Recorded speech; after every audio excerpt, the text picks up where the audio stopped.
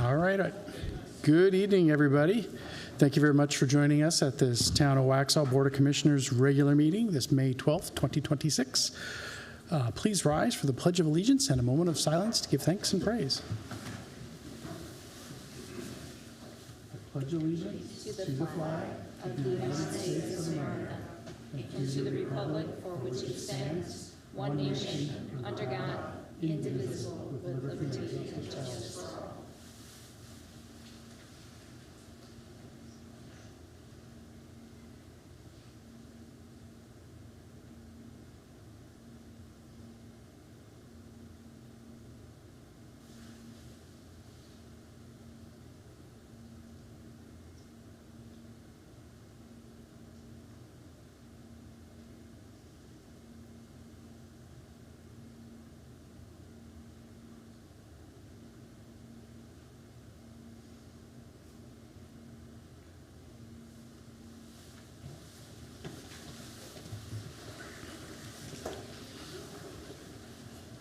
Alrighty, first up, we have the adoption of tonight's agenda.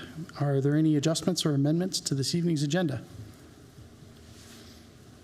Hearing none then, can I get a motion? Hearing none then, can I get a motion to adopt tonight's agenda as presented?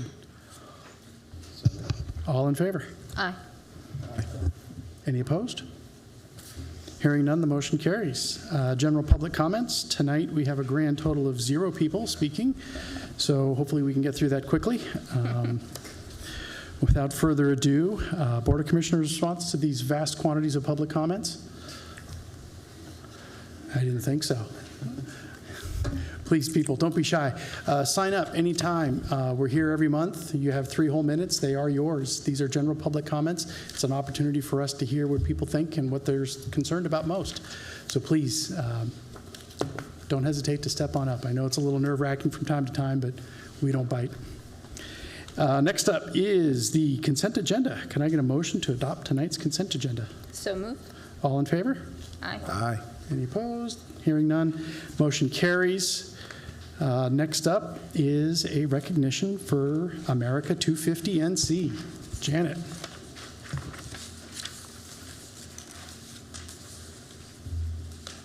See, another good shirt. You got to forward these websites. Where are you finding these? Well, the blue America 251 was from the America 250 website, and they have tons of merchandise. Anything Yes. you could put America 250 on, they got it. You got it. This was Amazon. There we go. Okay. So the America 250 North Carolina flag contest. America 250 NC is the official state organization leading the commemoration of the United States 250th anniversary. The flag contest, created by the America 250 NC team, invited 4th grade students from across North Carolina to design county flags that reflect how they see their region of the state. Students were encouraged to think about what makes Union County special and why they love living here. The goal was to inspire students to think deeply about local history, culture, and geography through symbolism while establishing relationships between local families, the school system, and local America 250 committees. The flag designs and essays created will not only showcase student creativity, but also provide a lasting legacy of their county during this moment in time. The Waxhaw America 250 Committee scored the flags and essays using a rubric that weighed representation of county identity, use of symbolism, creativity and originality, design quality and visual clarity, and the written explanation and connection to America 250 themes. The committee chose 6 semifinalists, and then our communications manager ran a poll on social media to allow residents to choose the top 3 entries. Tonight, we are pleased to recognize the winners of the contest. Each winner will be awarded a certificate and a gift bag. That includes gift certificates, which were generously donated by the John Foster chapter of the Daughters of the American Revolution. And I'd like to recognize Ms. Gladys Carr. Ms. Gladys represents the DAR on the Waxhaw America 250 Committee. At this time, I would like to call up the children to receive their awards. And please stay by the front dais so we can take your photo. The 3rd place winner, not here, but her flag included the Waxhaw Overhead Bridge, the Belk Brothers store, along with various crops and poultry farms in Union County School, the best school in Union County. The second place winner is Matthew, with a colorful flag that includes a star because Union County is the star of North Carolina. And the first place winner is Luke. His flag includes the historic overhead bridge, stay there, the railroad, and a barn and crops to represent agriculture. His use of color includes blue to represent the great weather, red to show the colors of the barn and firefighters, and brown to show the wood of the bridge. Luke's essay states that Union County is the best home he could ever have.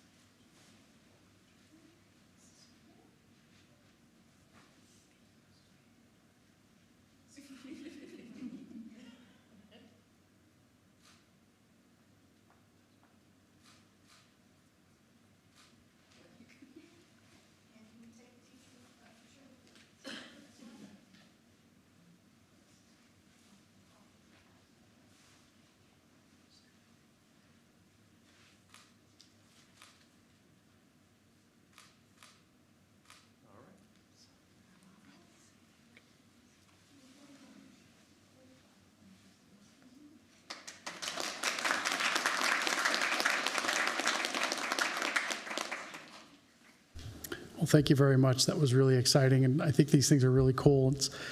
It's fun because they give you a good sense of what Union County looks like through the eyes of our young kids. So it's very, very fun to see. Thank you. Alrighty, next up we have Waxhaw's African American Heritage Project.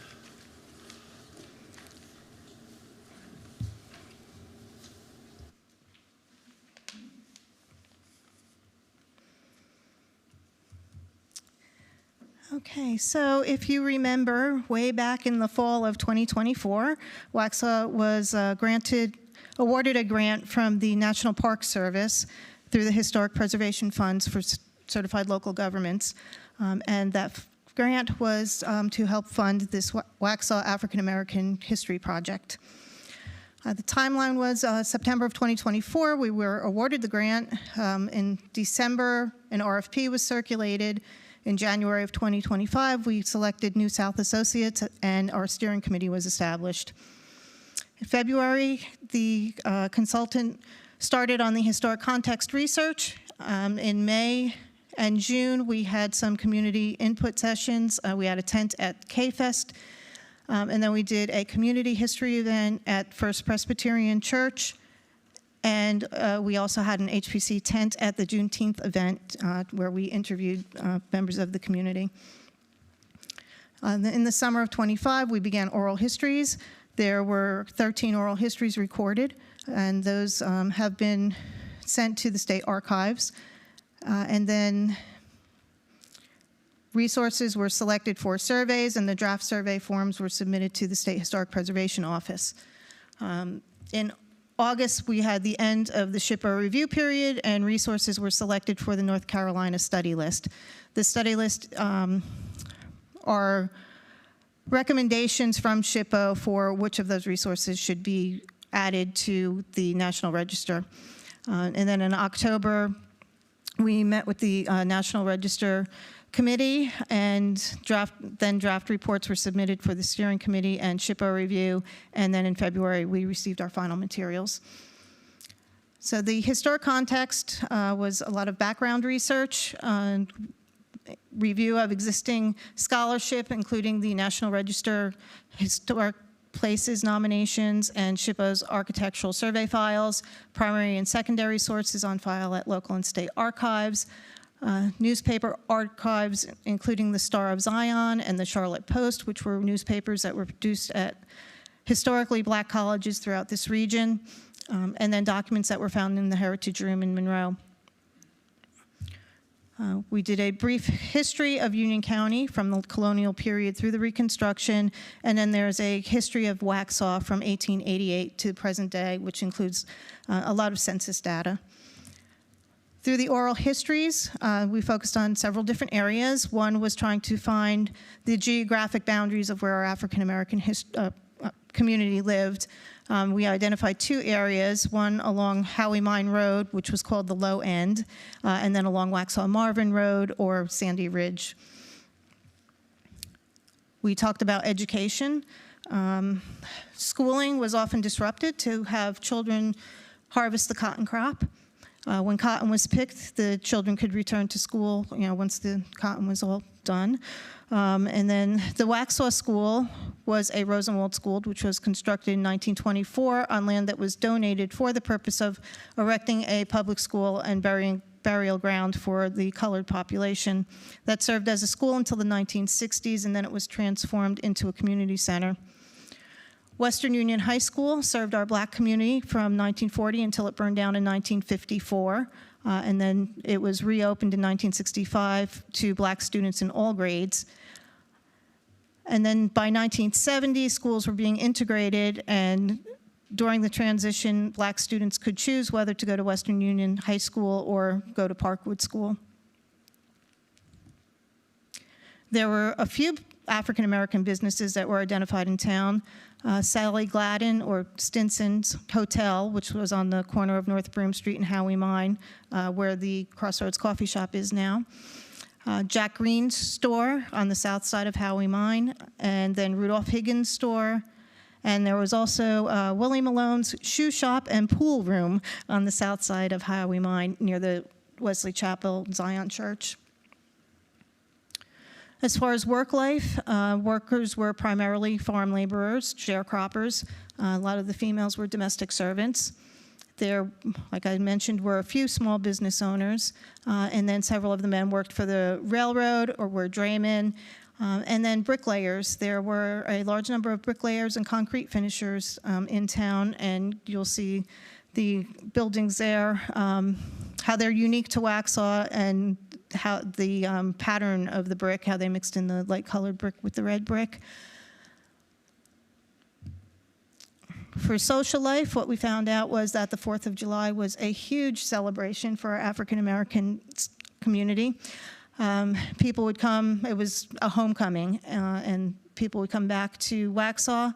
The big attraction was the 4th of July picnic and the baseball games that were played at the field next to the East Side Cemetery, with horseshoe tournaments and pig runs and a lot of food.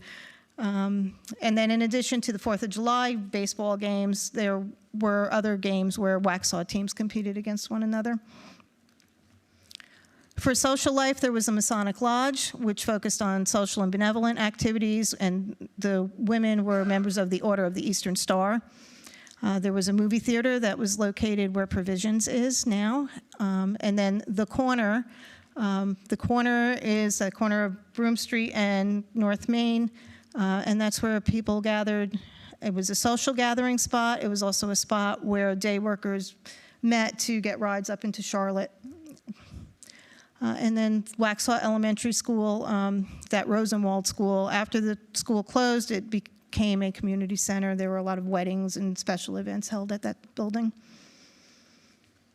For religious life, we found several different churches: Presbyterian, the Bethel Presbyterian and First Presbyterian, the Ebenezer Zion Church, the Piney Grove Baptist Church, the Mount Pisgah Baptist Church, Wesley Chapel, and Mount Nebo Missionary Baptist Church.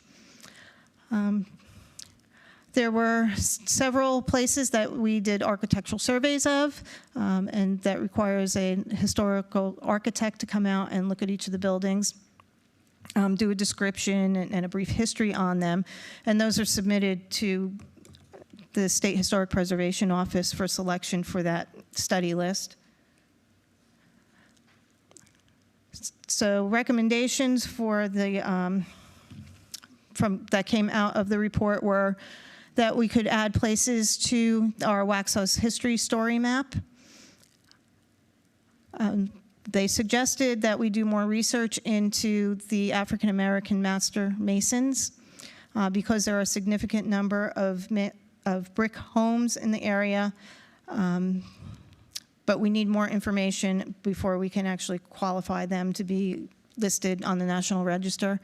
And then the East Side Cemetery that contains a lot of unmarked graves. It's one of the focal points of the African American community. That's where they met to play baseball. The fields were there. That's where the school was built, all in that area. So it would be great if we could document that cemetery. And one of the recommendations is to do ground penetrating radar to try and identify those grave sites. Other recommendations were historic markers, places like the corner where people met and gathered, the Western Union School, the churches, and then maybe a marker for the low end on the east side or the Howie Mine Road neighborhood, just to identify those neighborhoods. A walking tour, we do a walking tour occasionally downtown. We could add either a separate walking tour for the African American neighborhoods or incorporate it into one walking tour of downtown. Again, there were the National Register of Historic Place nominations. There were only 2 buildings that qualified for that at this time. Neither one of them is actually within Waxhaw town limits. So the Bethel Presbyterian Church and the Western Union School, they've been added to the study list, but that's probably as far as we'll go with that because they are not within town limits, so it's not something that the town could promote. And then the exhibits, we can do exhibits similar to the exhibits that we had here for America 250, something that banners like that we could share at the museum or at schools or the library, something that we could travel. And then another recommendation was for publications because we need a way to gather this information and share it with the community. And that's all I have. Well, thank you, Janet. That's really interesting. A lot of great history going on. Yes. Any questions or comments from the board? You mentioned the East Side Cemetery and doing a type of Ground penetrating ground radar. penetration. How does one go about doing that? Is that something the state helps with? That was my question as well. Well, we can look into applying for a grant for that. Again, it's not property that's owned by the town, so we have to work with the owners of the property. But it's something we'll definitely look into and probably bring back before you. Is that privately owned, or is it in the It's owned by, county? I think it's owned by 2 churches together. Okay.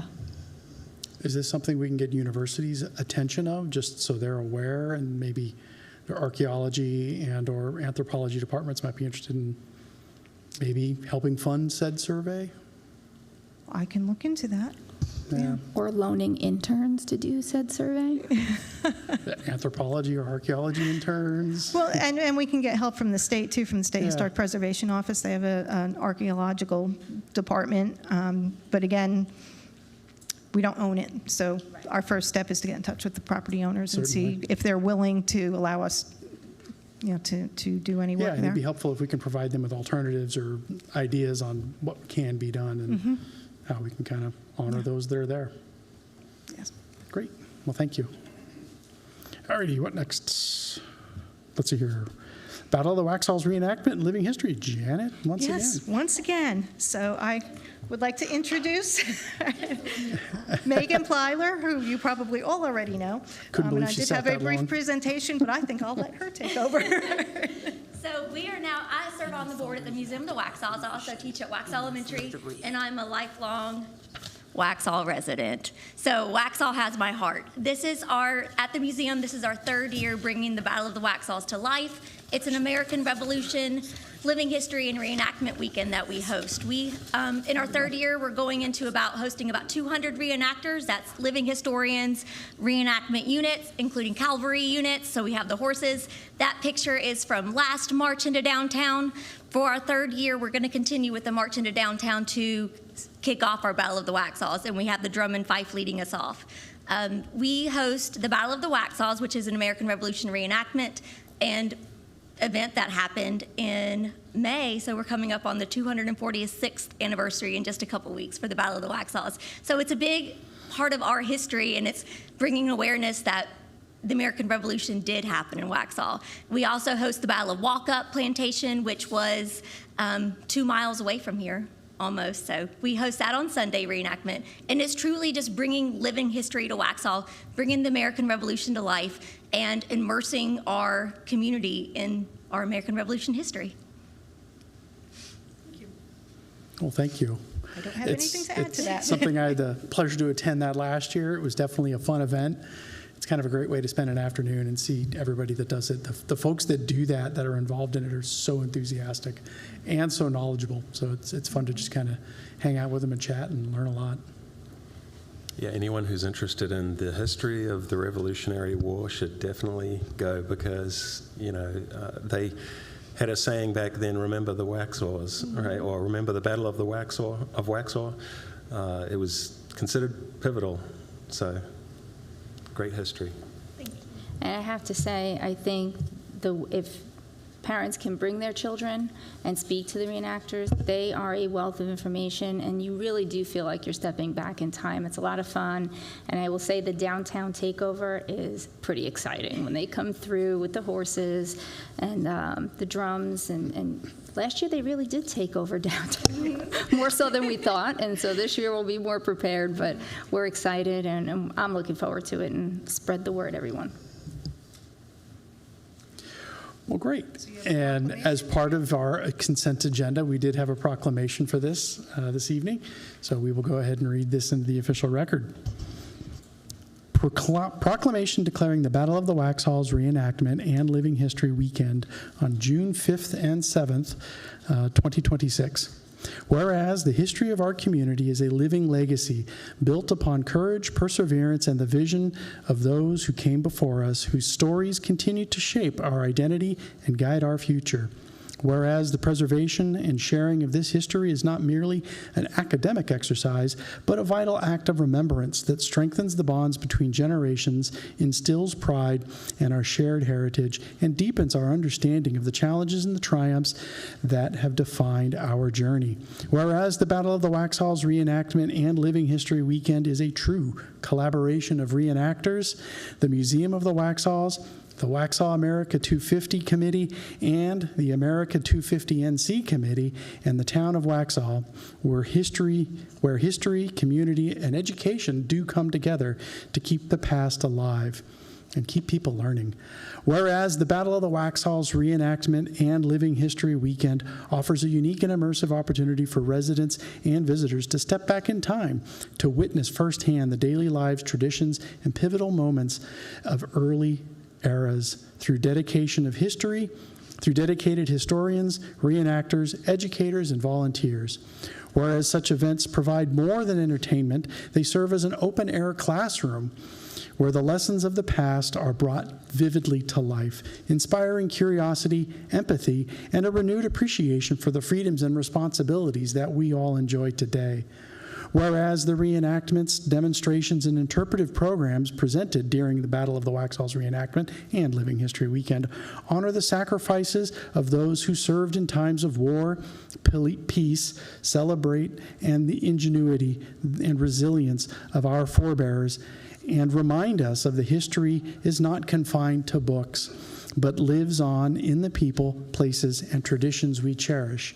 And whereas it is both fitting and proper that we as a community set aside a dedicated time to honor our past and engage with our heritage and ensure that the stories of those who came before us are preserved for generations yet to come.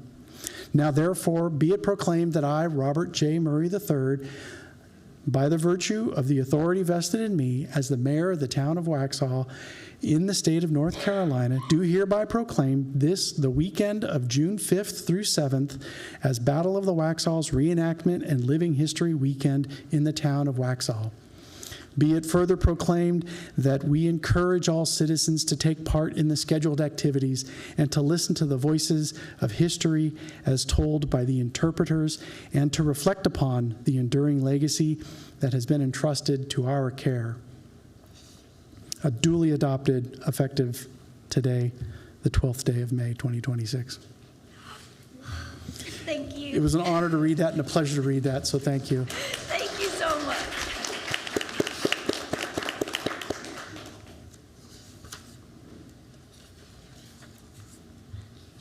Yeah, I can't say enough about learning history, studying history, and remembering our history, because there's a lot of folks out there trying to help us forget it.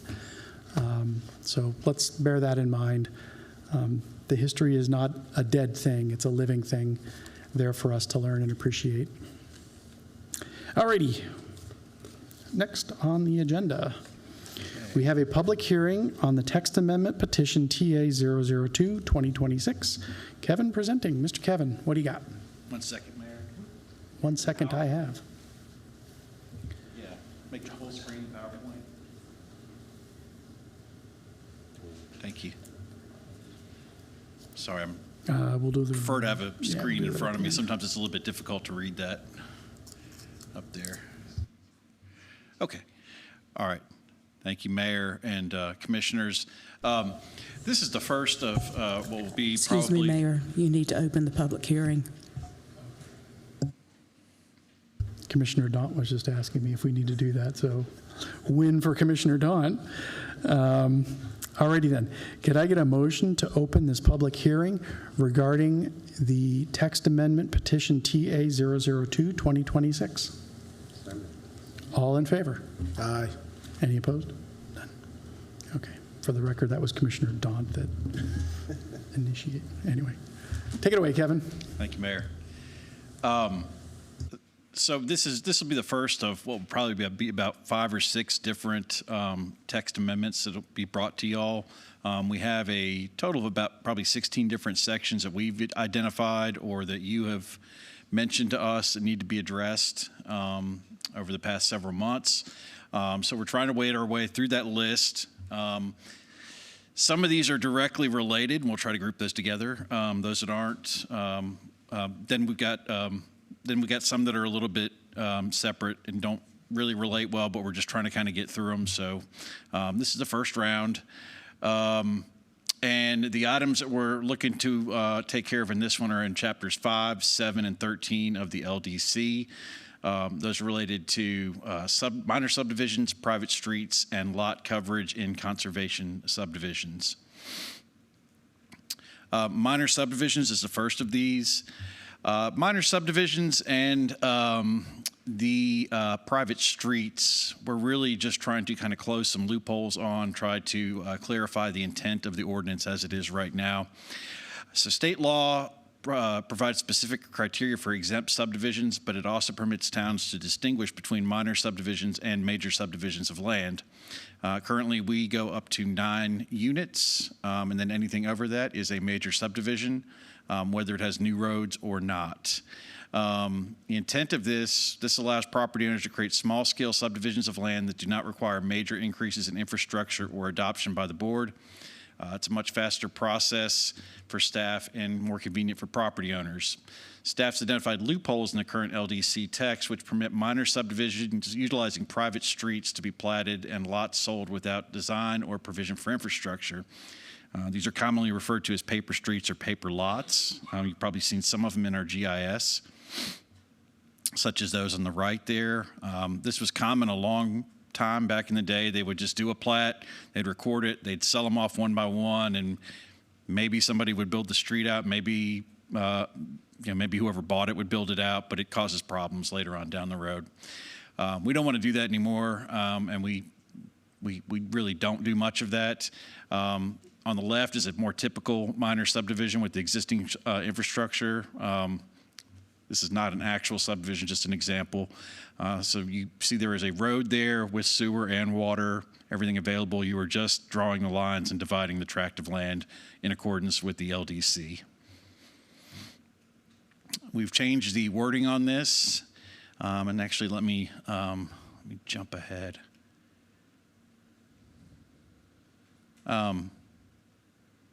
Is this the old one? Is this the old one that was put in there? Thought I had some that were on here that were highlighted. Oh, maybe that was in the next section. Sorry about that. Too many different versions of this going around. So those will still be those that have no more than 9 lots. And then also do not require the dedication of public right-of-way or the installation or extension of public or private infrastructure and or shared amenities for the purpose of providing required access or service to the lots. And this shall include public and private streets required for access, water and sewer lines except for private taps, dedicated open space and shared amenities, public easements or lands to be deeded to the town and or other agencies, and shared stormwater drainage and detention features and other improvements the zoning administrator or town engineer deem as requiring detailed plans and further review. Private streets is the next section. And the intent of this is to provide for some reasonable but limited use of private streets where appropriate that will reduce potential long-term costs to the town in the future and minimize conflict between property owners. I just want to do this as we go. I hope nobody else minds, because I know we've got a lot of content here and it's pretty deep. Yeah. So I don't want to get all the way at the end and then ask questions from the beginning. So And I apologize, I'm not sure. I had that's a fine. slide that actually had some changes that were made in there and they were supposed to be highlighted. I'm not sure why it's not showing up. Well, I just wanted to there. ask a question in your last slide when we were talking about stormwater drainage. Right. If you're doing 8 or 9 homes, you're not mandated to do a stormwater mitigation, or is that something that's under review by the town? And if the engineering department says, yeah, you need to do something, then that owner would have to do If it something? meets certain thresholds by the engineer, it's usually over a certain acreage. So there is a engineering review, is kind of my point, that There are. our engineering staff will look at it and assess whether or not some sort of mitigation is going to be required. Correct. Even if Correct. it's as small as 8 or 5 or 6 or 8 homes. Correct. Okay, Yeah, I think. that's how I was interpreting it. It's usually it's a per lot. It's a per lot, but then there's also the combined, what the whole development is going to contribute as well. So Yep, that makes Yeah. sense. Thank you. Yeah, that was one of my questions, because we don't want to get to a place where we're just allowing it, and then later we have an issue with stormwater, and now we have to pay to fix it. I mean, I don't know who would be Right. responsible at that point. Right. If we okay it, is it on us then? yeah, that's really where we want to be at also with it, is that anything that has to be installed in terms of infrastructure, we want to have fully engineered and approved ahead of time. We don't want to be going back afterwards after lots are already subdivided. You may have multiple property owners and trying to figure out, how do we install streets? How do we make sure that everything's draining properly off everybody's lots? It makes for a big mess that way. So we're really trying to prevent that as much as possible. Okay. And the private streets is somewhat similar. We don't want to have future conflict between property owners or the town in terms of who's supposed to maintain the roads, who has access to them. So we want to ensure that private streets, when allowed, are also designed in accordance with town standards to ensure consistency across the town and continued access and safety. And also, as I mentioned, prevent the long-term issues with maintenance, the ability to develop properties, and continued access to both property owners and public safety and services. Understanding that there are some useful small-scale applications for small streets, which we don't want to entirely prevent. There's some different examples here of private streets. I've circled those in the green, those that we would typically approve, such as a private alley behind townhomes. That is a secondary access, something we would not really regulate in terms of design. They have primary access to the street. If they have a driveway to garages or anything else in the back there, that's more of a private thing. Public safety, fire, EMS, mail, everybody can get to the front of their buildings there. And we have public maintenance as well on that street. We also have exemptions for those when they front on a public park. So that lot on the bottom, the one below that there, those lots, they could have a private street. It's limited in length. It would have to meet standards, though. It would have to be a minimum of 20 feet wide and meet town engineering standards to make sure that it's not just gravel or it's just going to fall apart, because that is their primary access as well. I have a question while you're there. Yeah. So- Sorry. When you say private street, who's responsible for maintaining that street? That would be, in this case, would be on the HOA. And what if there's no HOA? Well, they would have to have something like that in order to have them. You can't have a private street and not have anybody maintaining it. So then would we require a minor subdivision of, let's say it's less than 5 homes? Mm-hmm. Will we require them to have an HOA? I don't know that we could do that, right? If there's if you have any public features like that are shared, you really need some kind of mechanism to maintain them. So yeah, I But think is in this that in case it our would be. code, or is that a statute that they have to follow? Or once they build 5 homes, then? Commissioner, you can also do it through covenants that would be recorded for the landowners who wish to have it maintained as a private street, and it Okay. does remain their responsibility. And then it would be through us, though. Wait, is that something that we require? And we have, The covenants are private. right, covenants are, Right. like I have CC&Rs in my Right. HOA, but I know there's some areas here that don't have HOAs, but there's 5, 6 homes, and Yeah. now it's like, it's haphazardly maintained, so I but don't know. the How does that covenant would work? spell that, would clearly spell that out, what the legal responsibility is for the property owners. We do have a couple, like you're referring to, there's no documentation existing anywhere for that, and that's part of the problem with that too. Yeah, that's just my concern moving Yeah. forward. It's- I don't want it to be our responsibility. Right, absolutely. The subdivision on the top right there, that's actually a commercial subdivision that I mentioned earlier, that was done kind of as a loophole, and it's one that we really want to prevent anything like that. First, we don't want to have major streets that connect to other properties that are being done as private that could cause issues with access and connectivity later on in the future. And then also they've got lots there that are on that, going back to the minor subdivision, they've got lots there that aren't developed. They don't actually have a street or anything like that out there at this time. So those two kind of come together with that. And then acceptable versus not recommended, that's a development that we have. Those are all public, but those green are some examples of some smaller streets that could probably function okay as a private street, not overall going to greatly impact the development or access to lots there. Okay, this is the right section. We did make some changes to this. This is the definitions. This is what was previously shown to y'all at the first review of this. We have made a couple changes after we received some input from the board. So private ungated streets are permitted on a limited basis when the following conditions can be met. They do not provide primary access to any lots or larger parcels they border except for those listed in sections 5.13. Those are specifically cottages, townhomes, and commercial properties. We're not proposing to change that at all. We're going to keep that as it is. We just want to kind of make sure that we're addressing private streets better when they are used in those situations. For those listed in 513, they should provide direct access to a limited number of lots or smaller parcels in a development and are short in overall length. There was some question about block sizes. We've gone ahead and referenced section 7.2.1, which spells out different block standard lengths for different zoning districts. Private streets shall not serve as collectors or through streets and are not intended to be the sole connection to or from future development on neighboring tracts or subdivisions, which could hinder future development or access to said properties. And then when providing primary access to lots or parcels, private streets shall be designed and constructed in accordance with the design standards for public streets set forth in this code and the town's engineering design and construction standards manual. Private alleys, drives, and other improvements which provide only secondary access to lots or serve other purposes are not considered private streets for the purposes of this code. So trying to differentiate between the two, and then those that are going to be primary access do need to meet all town code when it comes to streets, street development, street widths, depth, all of the above. And then also some suggestions here, just to kind of strengthen this up a little bit.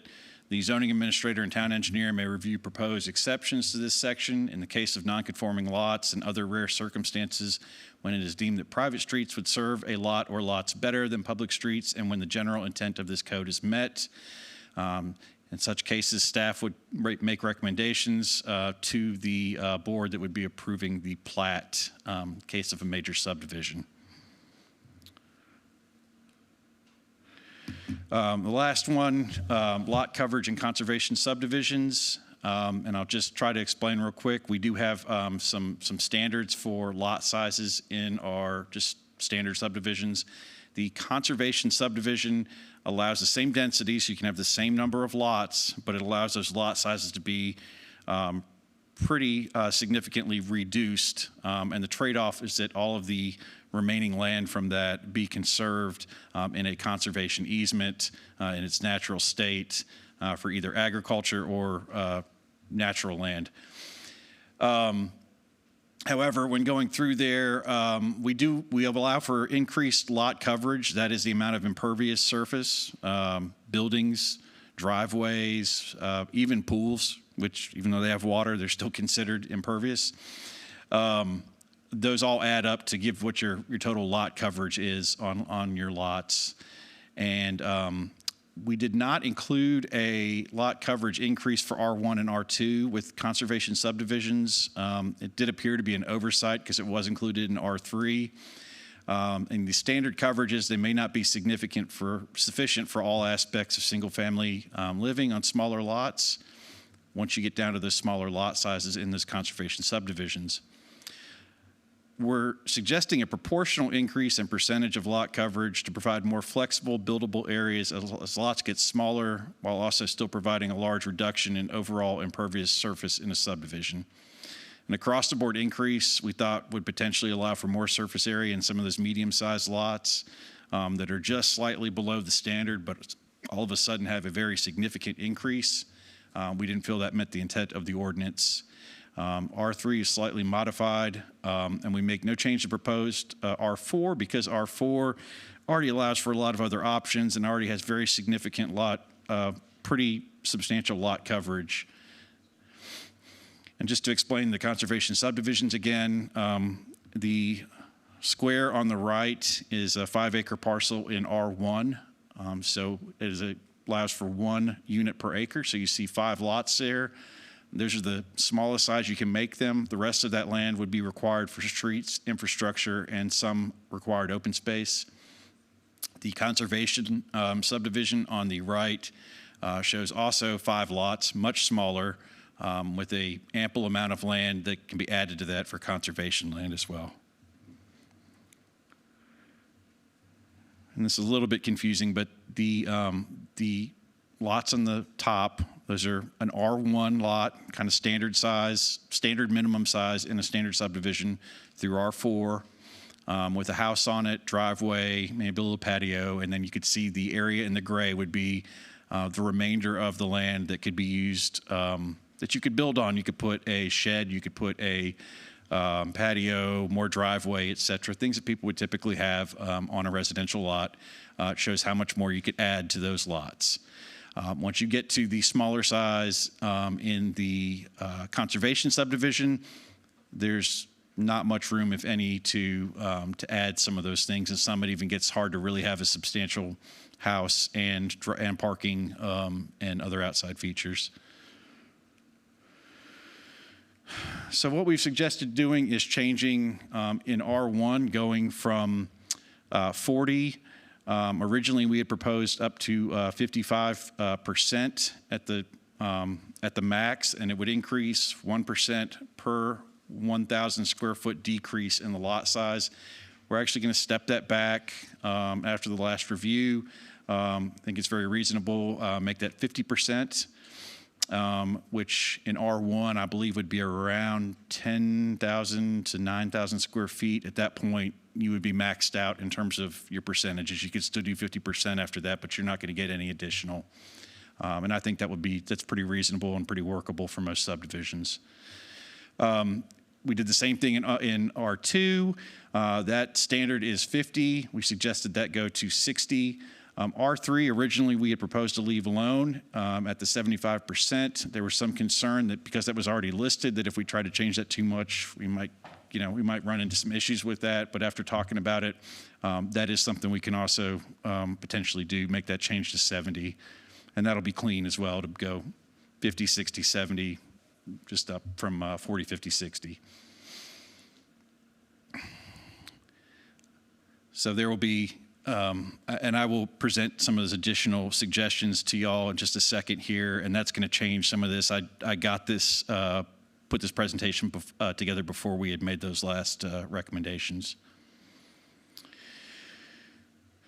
So that was proposed, and then this is what it would look like now. I'll just read the first one, and the second one are very similar, but R1 and R2 limits the total to 50 and or 60, depending on the district. And then unless conditionally approved during preliminary subdivision approval, which in this case would go through the board, or by variance by the Board of Adjustment, that would happen on individual lots afterwards. If somebody came in and they absolutely wanted to put a larger shed or do an addition that was going to be over, that could be considered as a variance at that point. Similarly, on R3, we did leave that at 75%. The reason we did not do the 1% per 1,000 square feet is just simply that the lots do not decrease by that much. They only decrease by about 8,000 feet, so it was just harder to kind of bracket that in there, so we went with 2% instead.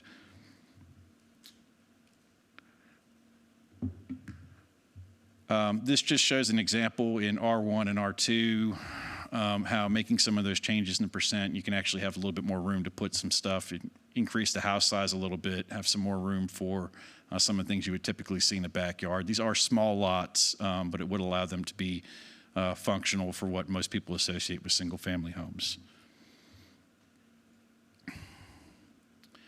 As you can see right here, this shows the table with the decreasing lot sizes in the conservation subdivision, as well as the increasing coverage.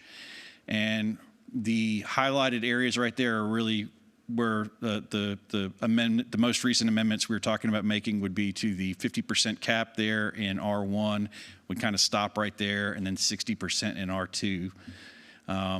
Similarly, if you went to 70% in R3, you could see that would go down to about 6,200, and then after that, you would not get any additional percent increase. Before I do this, can you pull up that Word document? Can you pull up that Word document I have in there?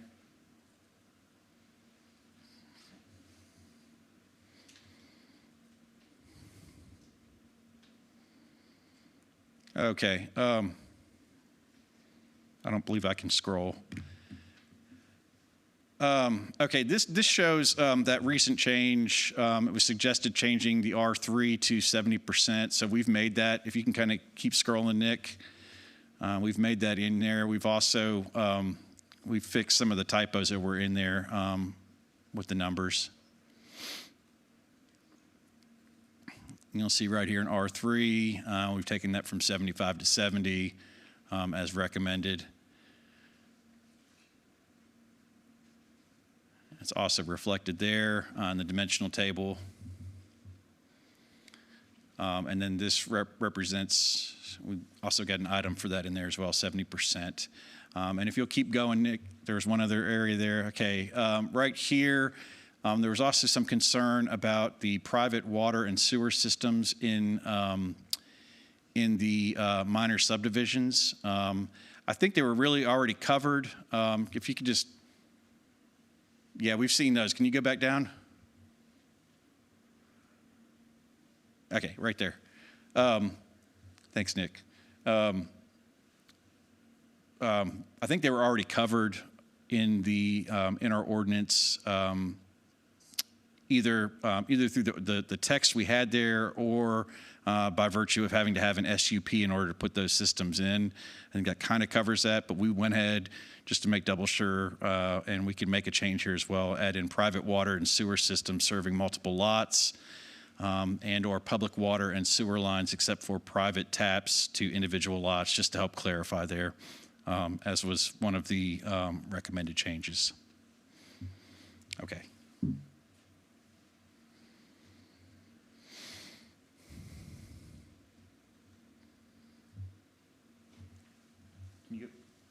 Can you go back to the PowerPoint?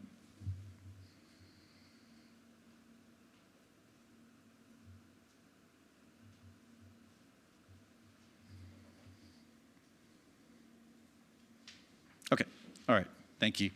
On April 21st, Planning Board heard and recommended for approval by 5-0 vote, and yep.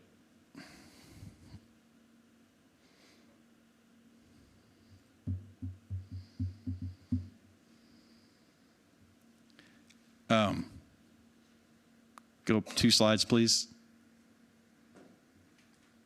Oh, I guess I can do that, can't I? Sorry. Okay. And they also voted for a land use plan consistency. The text amendment is consistent with the Waxhaw 2040 comprehensive plan and reasonable in the public interest in that it improves site design to improve residential development, maximize environmental conservation, and improve transportation connectivity and provision of public and private infrastructure. This was done with the first iteration of the ordinances. However, the suggestions that are being made are pretty much in line with what was already in there. The changes are relatively moderate. Tonight, after the public hearing, you can consider this if you would like to, and you can consider approval with conditions or denial. Staff does recommend a motion recommending approval of proposed text amendments to LDC, and I would recommend it with those most recent changes as well to all 3 sections.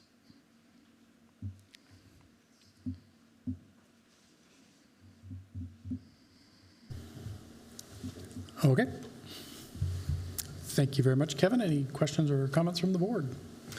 Yeah, regarding the private streets amendment, would it make any currently constrained or impractical residential parcels newly developable?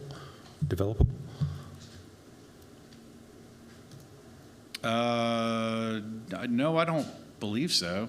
I mean, if you could put a private street in, you could put a public street in.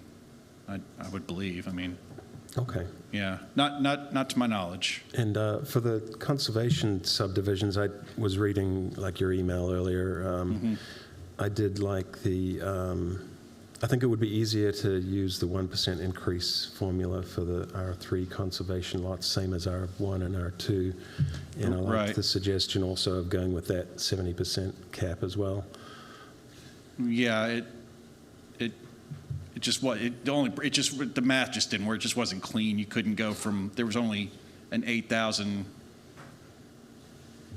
it only decreases by 8,000. You can only go down by 8,000 square feet, and you've got 10% there that you're looking at still. So it was just. Wasn't it more consistent, though, to have these It is more numbers? consistent. It just doesn't really work. There's no way you could get to 70% with it. So. You never get down to 70%. If you do that, you'd have to go 68% or something like that.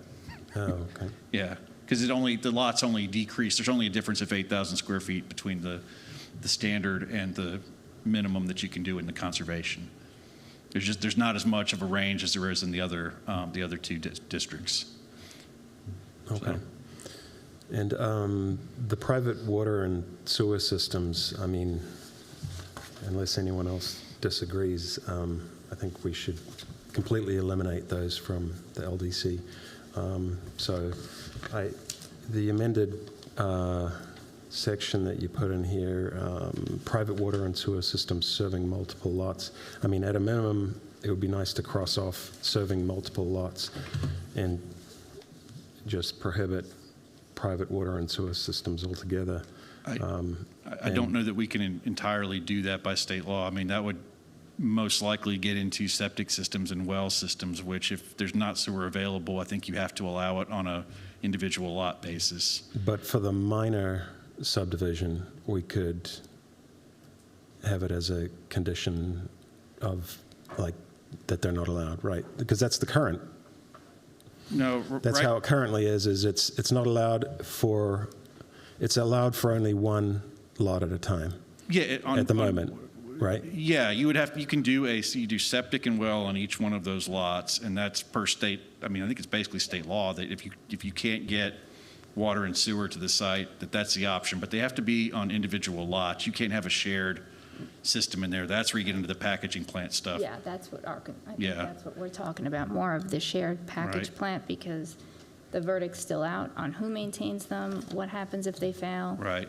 And I wouldn't want an HOA in charge of that. And I think it's fine to include that in there right now. It won't hurt anything. But if you want to address those later on, you really need to look into the sections that we have on package plants and the SUP, them being allowed as SUPs in our list of uses. Yeah, I just, from the experts I've spoken to, I've heard bad things about these package plants, and so anything we can do to reduce or eliminate them, I'd be in favor of.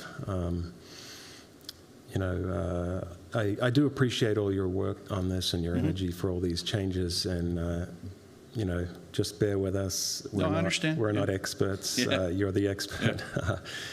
Yeah. I don't know a whole lot about package plants, to be honest with you. I know about as much as you do. So yeah. Well, in general, just all of these changes feel kind of like a lot. I'm a bit hesitant to make a lot of changes because we're right now laboring under this downzoning prohibition, and so it would be really easy for us to accidentally upzone ourselves and be trapped because of the downzoning prohibition. You know what I mean?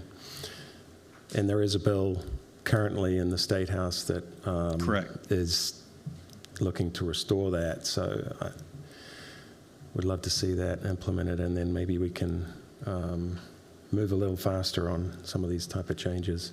Sure. Right. I understand. Unfortunately, a lot of the stuff that we're looking to address, could kind of fall into that territory. So I really just ask, take a look at whether or not you feel it's reasonable and sensible or not before you do it. That's all. Yeah, I guess for me, this was a lot to digest. I think I must have read this about 45 times. Okay. And then gone through and said, well, that's a negative, that's a positive, but that says no, so that means yes because it's crossed out. And I felt like it was in like eighth grade logic class again, and I didn't enjoy it back then. I understand. Yeah. And it's So if we could maybe put it in smaller chunks, that would be helpful. But okay. I've just to remind you, we've got about 16, 17 different sections. This is 3 of them right here. So. Oh, no, I understand that. Yeah. I'm not saying don't address them. I'm just Right. saying if there's no sense of urgency, if something's not on fire, let's just take it in chunks. Unless there's an emergency situation and we need to, I know that the paper streets and the private streets, that was something Yeah, some of that those I would like to have has come to a head. addressed, yeah. But if it's not something that's happening tomorrow, then maybe we could just digest it in smaller chunks. That would just be my suggestion. Well, and of the 3, so, there's 3 major pieces here. There's private streets, minor subdivisions, and conservation subdivisions. Seems like maybe the conservation subdivisions is the least difficult. Is that the one, just to ask the rest of the board, would you say that's possibly the one that's... Well, that was the easiest to digest, I would say. Just because, we went through the conservation subdivision, I don't want to call it training, but presentation a couple of years ago, so we kind of got a handle on that. And then we worked with Lisa when we adopted it a couple years ago, so we've seen it before and we kind of understand. And, I like the fact of a conservation subdivision. I like that it leaves the open space, it leaves more natural space, so that's great. It's just that altogether it was a lot, but I think the changes have been made are good. Any other questions or comments from the board? Mr. Mayor, I would have to agree with the commissioners. Kevin, question. Is there any level of interest or any appetite right now? Have you been notified as far as moving forward with the conservation subdivision? We have a conservation subdivision. We have a concept plan in place for it. It's not going to be anywhere near coming before y'all for several months at this point. They have to do, they've still got to get their entire subdivision figured out. They've got to go through the TIA process and all that. So, yeah. Okay, I was just trying to weigh the sense of urgency that we were talking about. If we can, it was a lot to take in. Yeah, I understand that. But we're not voting on it tonight. Yeah. So we have a couple more weeks to digest if we have more questions. Right? Okay. Anything else? All righty. All right. Thank you, Mr. Kevin. All righty, next up, old business, the adoption of, please. You need to Oh, close that's the right, public I hearing. jumped the gun. Can I get a motion to close this public hearing? So move. All in favor? Aye. Any opposed? This public hearing is now closed, and we will move on to old business. Thank you, Barbie, once again. Old business, the adoption of Resolution 2026-011, endorsing the Town of Waxhaw's application to the Safe Streets for All SS4A implementation grant. James and Susan. Yes, and Hi, it's Susan. just Susan tonight. James took ill this afternoon, so Lucky you. I'm going to Well, try and get through him and this, and Dylan. we'll see how we do. There you go.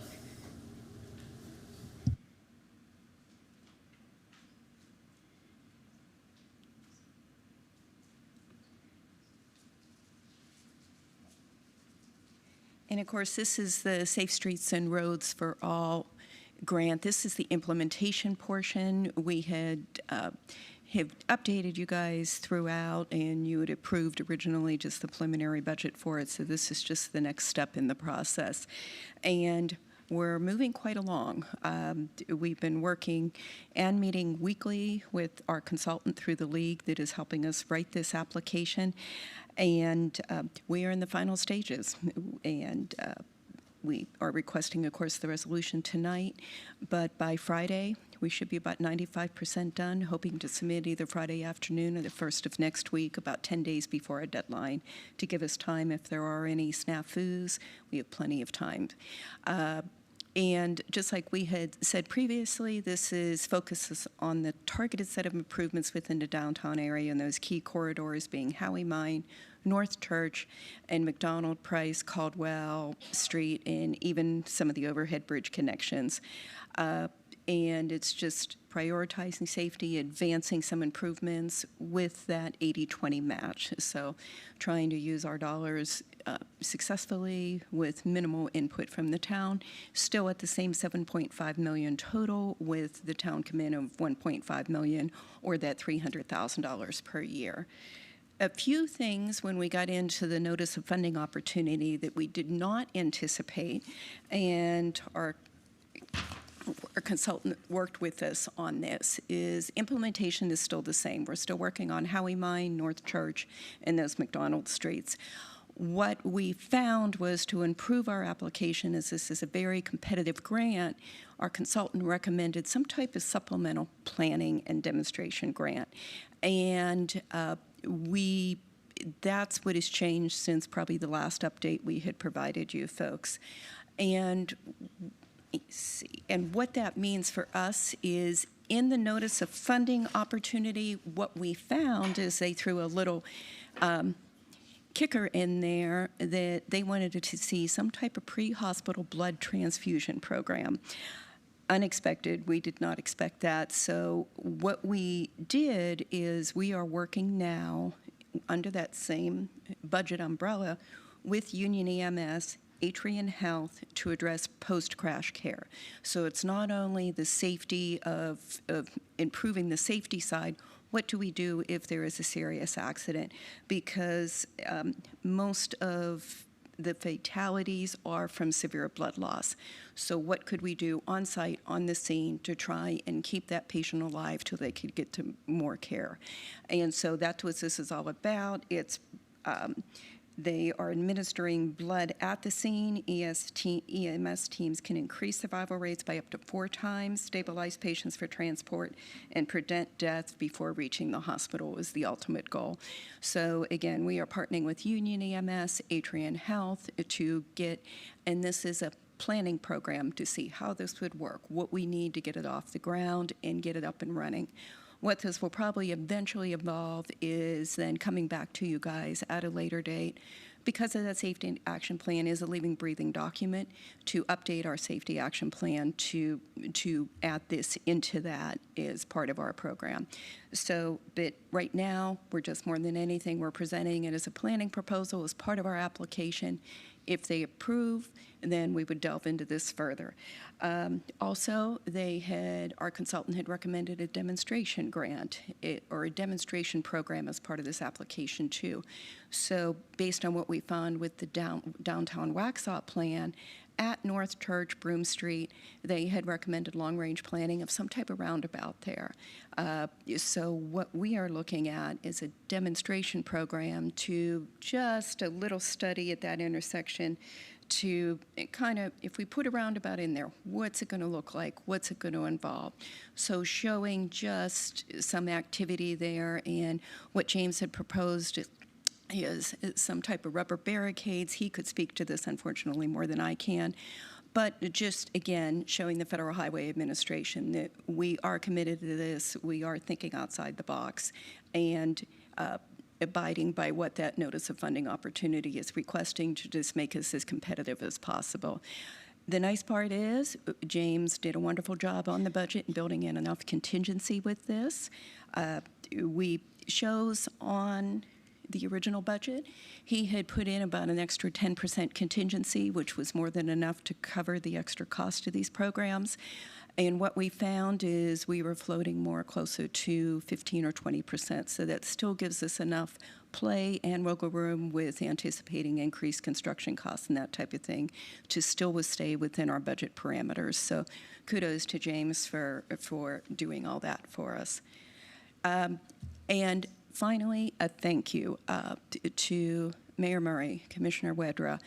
Part of this program is letters of support, and without that, our application is kind of dead in the water.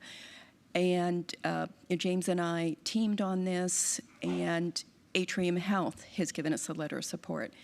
The CARTPO Board, CSX Transportation gave us a letter of support.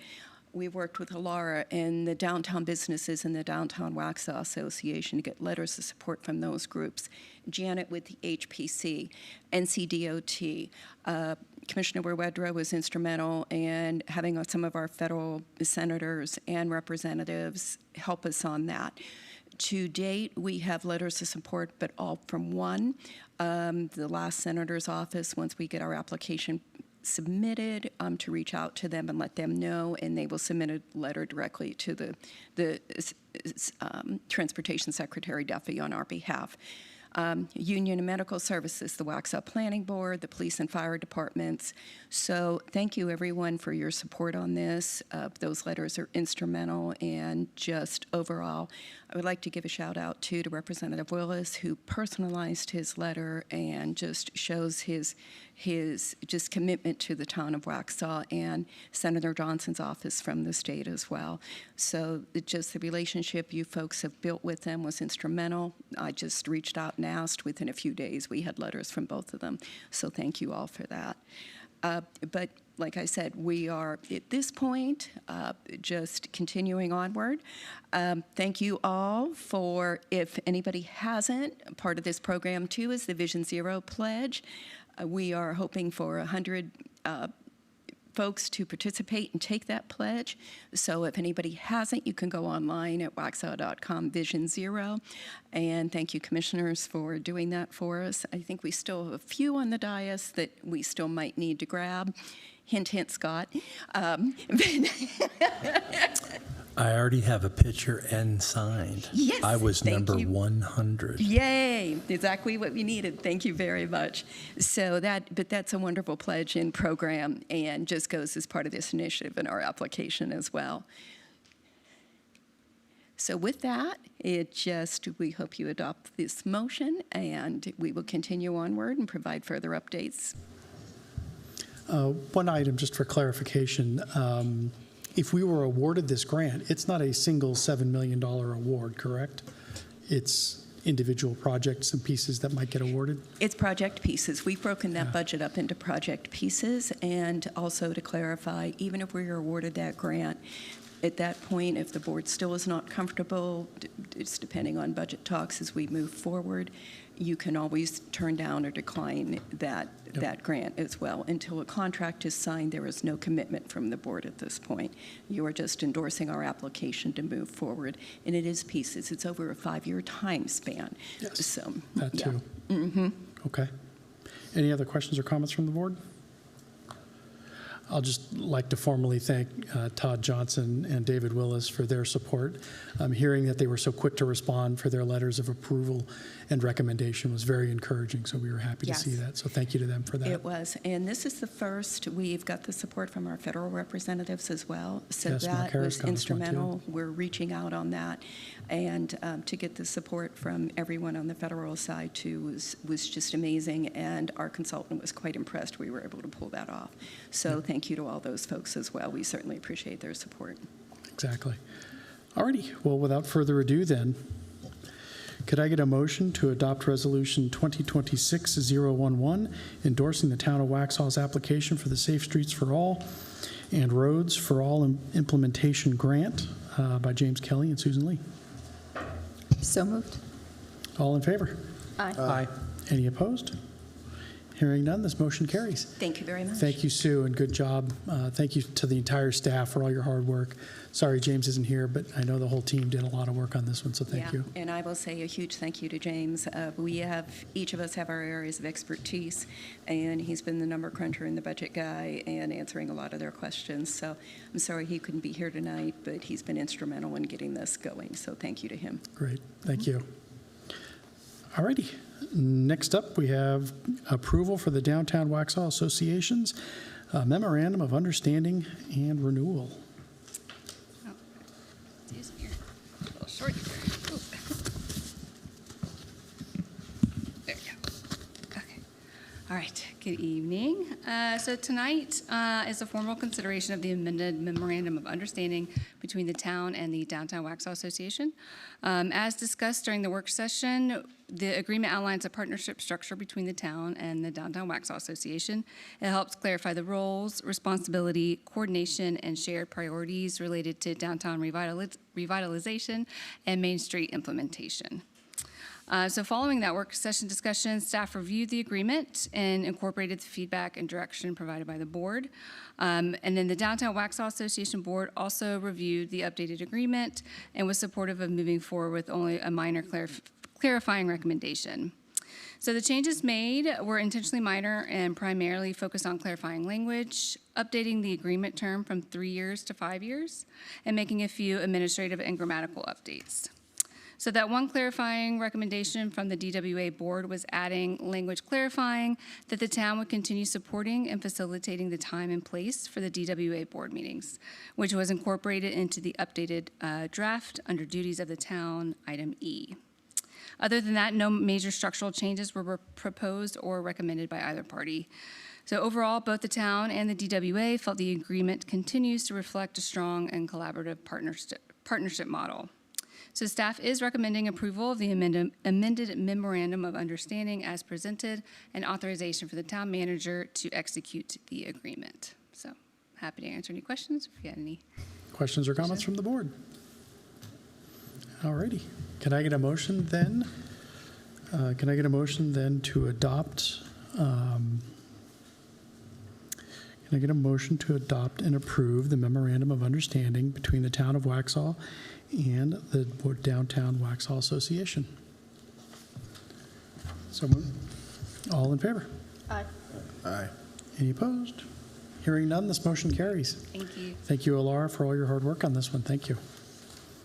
Alrighty, next up is consider the increase in the Waxhaw Youth Council membership. Miss Barbie. Lots of kids want to participate, which is awesome.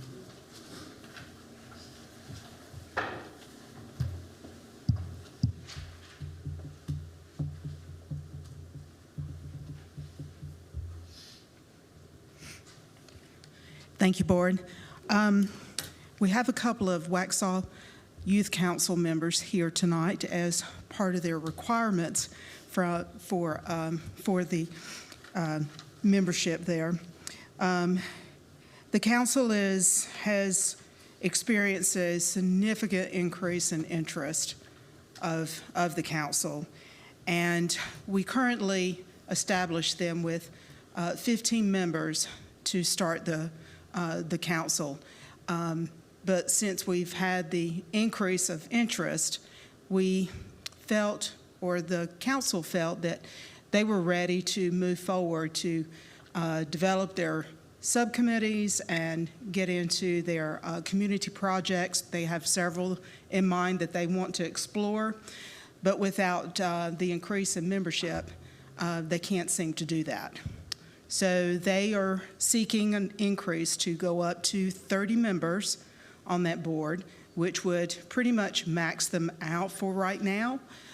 However, they could grow a little bit more. So tonight, we're just asking for the board to consider increasing that membership to 30 members, and if so choose. Any comments or questions from the board? I'll just make a motion to increase the Waxhaw Youth Council membership to 30 members as presented. All in favor? Aye. Aye. Any Thank you. opposed? Hearing none, this motion carries. It was very exciting to know that the Youth Council got such a strong level of interest. So, and the fact that you got committees and subcommittees and projects that you're already envisioning and planning, I'm excited to see what you all come up with. So, thank you. And they have a lot of great ideas, but they do need subcommittees to get those accomplished so that they can meet and then help us out and get the youth down to Waxhaw, because it's where it's happening. It's where it's happening. Town government, yay. Thank you. They look excited right now. It's a thrill. I like the point system that they have for attendance. Yes. Nice. Let's see here. Did that. Let's see here. All right. Next up, we will consider the adoption of the capital improvements plan budget, FY 27 to 31. Mr. Scott.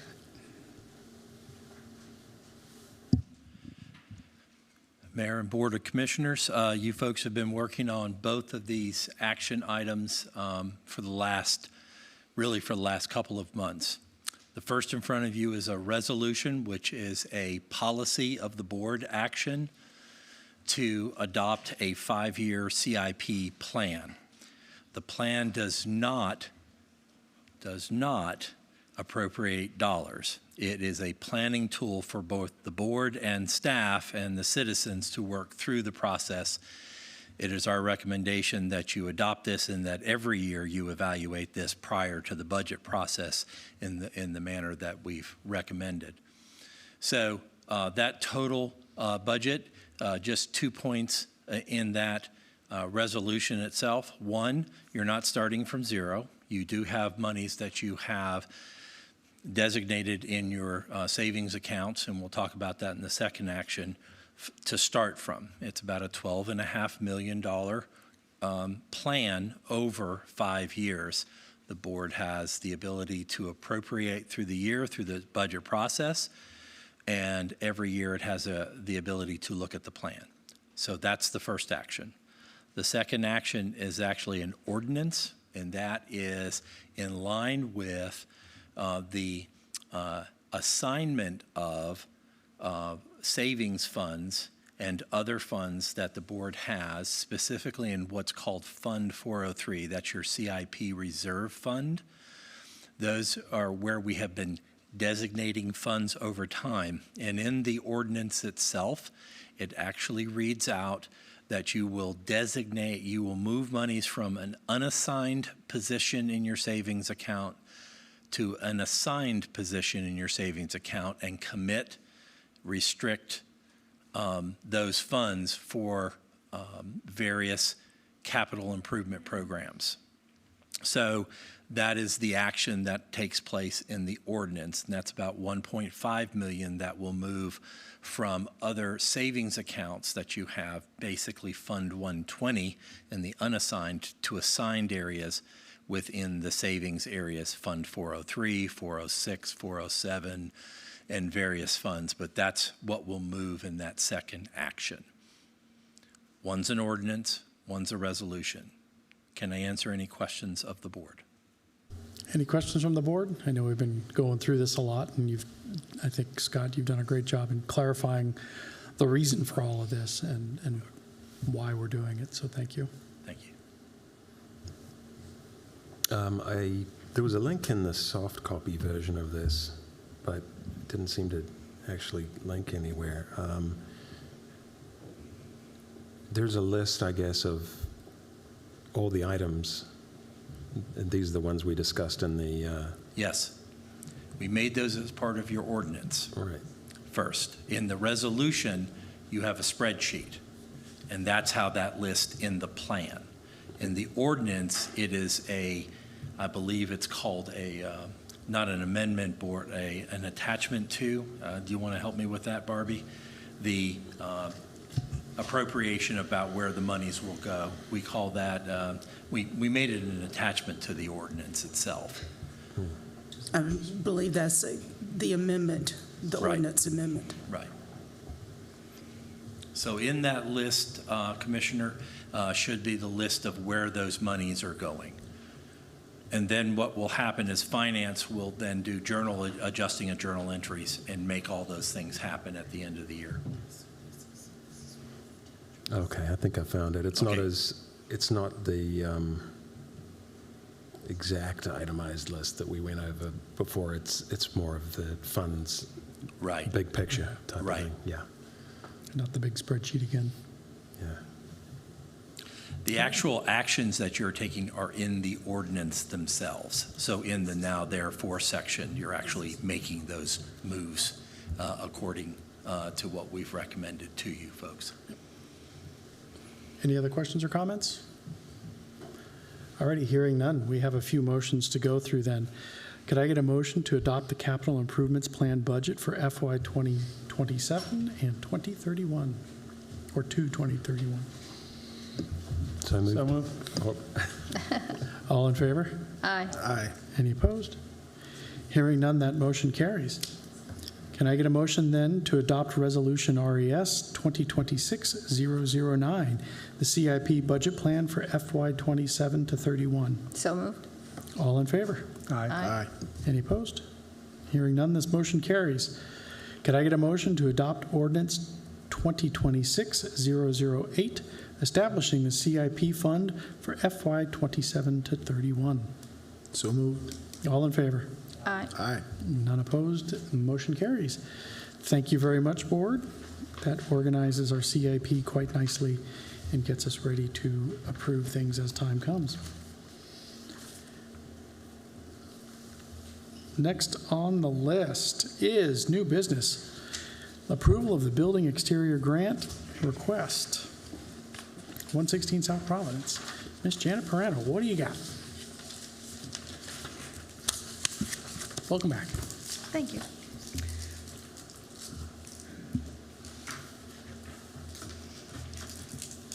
Okay, so this is a building exterior improvement grant request by property owner Will Howie for improvements to a commercial building located at 116 South Providence Street.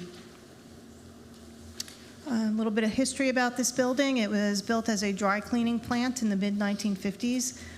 This utilitarian concrete block building retained its original 8 light metal windows and cast concrete window sills, original doors, and the original hardware. The steel windows and doors are in good shape and need only basic maintenance, paint removal and repainting. The door glazing is a unique type of mini prism glass, most likely manufactured by the Luxford Prism Company of Chicago, a well-known manufacturer of prism glass from approximately 1890 into the 1950s. This is the only existing prism glass left in Waxhaw. The door hardware is original, and the current owner has refurbished the hardware so that it can be retained. So the work that he is requesting is to paint the building and replace the awnings. He's gotten 2 quotes on the paint and 3 quotes on the awning. Grants year to date, we started with $89,000 because there was money left in last year's fund that got transferred. We have a balance right now of $794.63. So we are requesting a budget amendment in the amount of $5,500 to help fund this one. The Historic Preservation Commission considered the grant request at their April 9th regular meeting. There was some discussion about paint color, awnings, and shutters. Members of the HPC remembered the building as being white. We cannot dictate paint color, and changing it from the light gray that it is now to white would require just more layers of paint and be more expensive, so the owner preferred to keep it the same color. The awnings were added later, but our land development code and our design standards allow for those types of awnings because they do provide shade and help to keep the building cooler. And then the shutters, the HPC had requested that the shutters not be reapplied to the building, that they are removed. And that makes sense. It's a utilitarian type building. It would not have had any kind of decorative shutters on it, in the 1950s when it was built. And the property owner has agreed to remove those shutters. So after that discussion, the HPC voted unanimously for a favorable recommendation for the project.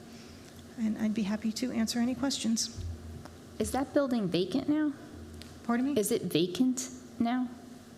Or is it, Yes, it is vacant. There is no tenant in there right now. oh, okay. So once this is done, hopefully we can, It will be an office building, correct? Okay. The applicant is here if you Oh, have okay. questions. just curious what what was going there if we knew, but if it's an office. Do you don't have a current tenant? It's an outfit for office space.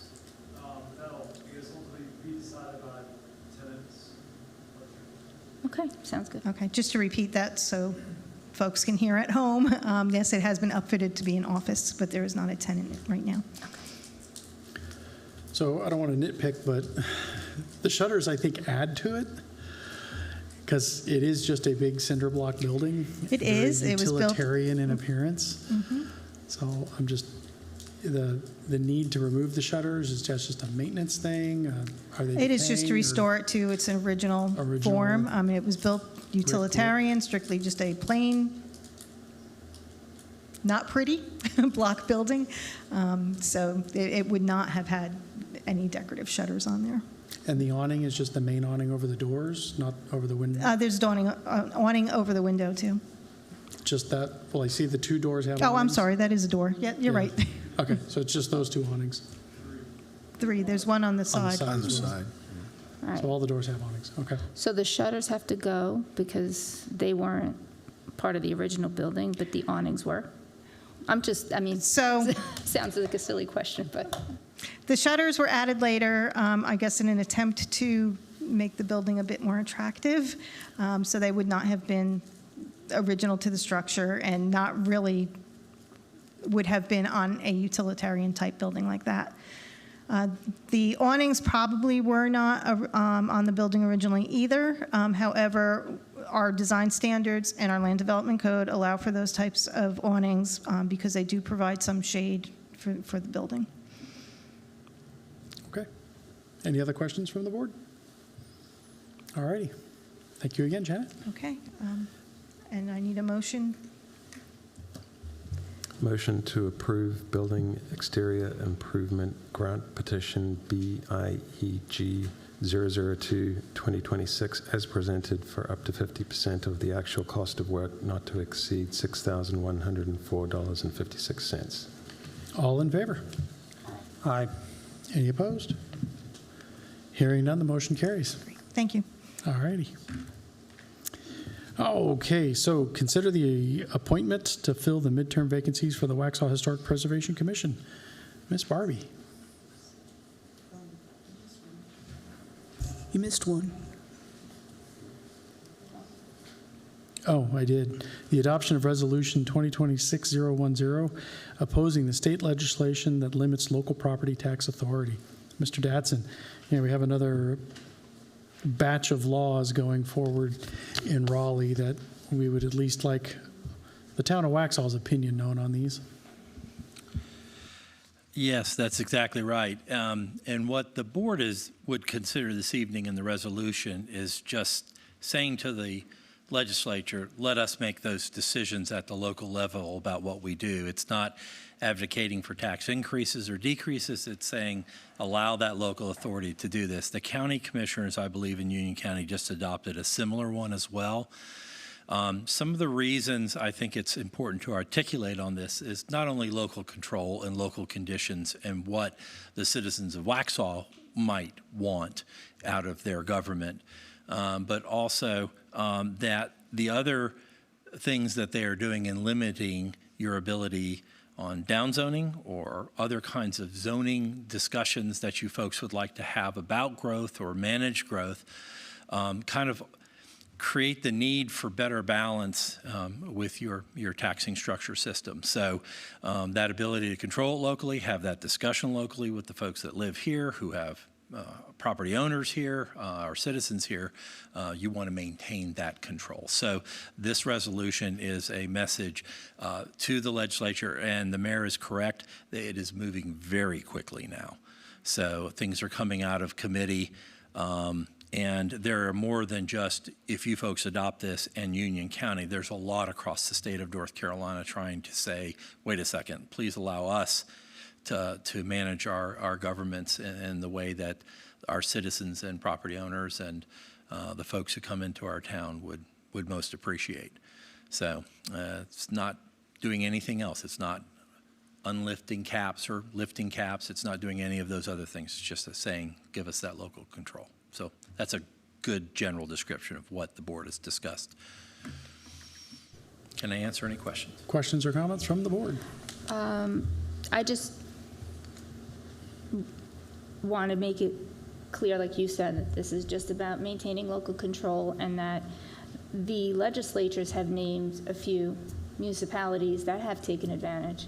And so my view would be then slap them on the wrist, leave the rest of us who've been responsible alone. So, and I think that's the message that this is. You can't, just paint everything with a broad stroke all the time. And so, there are a couple of counties and municipalities that are happy to spend, and a lot of municipalities are really careful about it. And so I would hope that the state would focus on those and not everyone. Yeah, this is really a case of the state creating a problem and then offering a supposed solution. We're laboring under this downzoning prohibition. Last year there was an abominable bill, 765, which would have really taken all zoning authority away from localities. It would have rezoned the entire state to a minimum of 6 houses per acre, and that would have driven property tax increases, and now they want to cap that. It's like you drive the need for higher taxes, and then you want to cap it. And like Mayor Pro Tem Woodruff said, we're not looking to increase taxes at all. This is about local control and no more top-down governance from the state. We can do without this kind of help. Not to mention that they don't allow us to impose impact fees, which would help us not increase taxes. Yeah, I've been doing this for about 38 years, and this has been a constant issue over time. The state legislature has continued, doesn't matter which party's in control, I'll say it like that, has eliminated your menu of choices as a board that you can consider that would be best for you to consider to run your local jurisdiction and provide the services that you and your citizens feel is best. That's been a constant struggle over a long time. And when you add zoning control to it, which drives values one way or another, it drives cost one way or another, it's best to try to allow that local growth management to happen at that local level with a sufficient tool bag. Just one more thing, No, I'm sorry. please. And I did want to say that our local representatives are on board with keeping it local, keeping our control local, so I would like to thank them for that.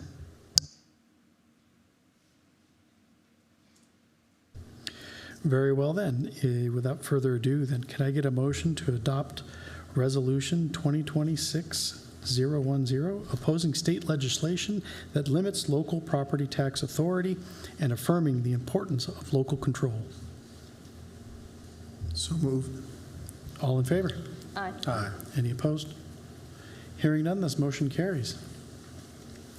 All righty, now we have the lovely Miss Barbie.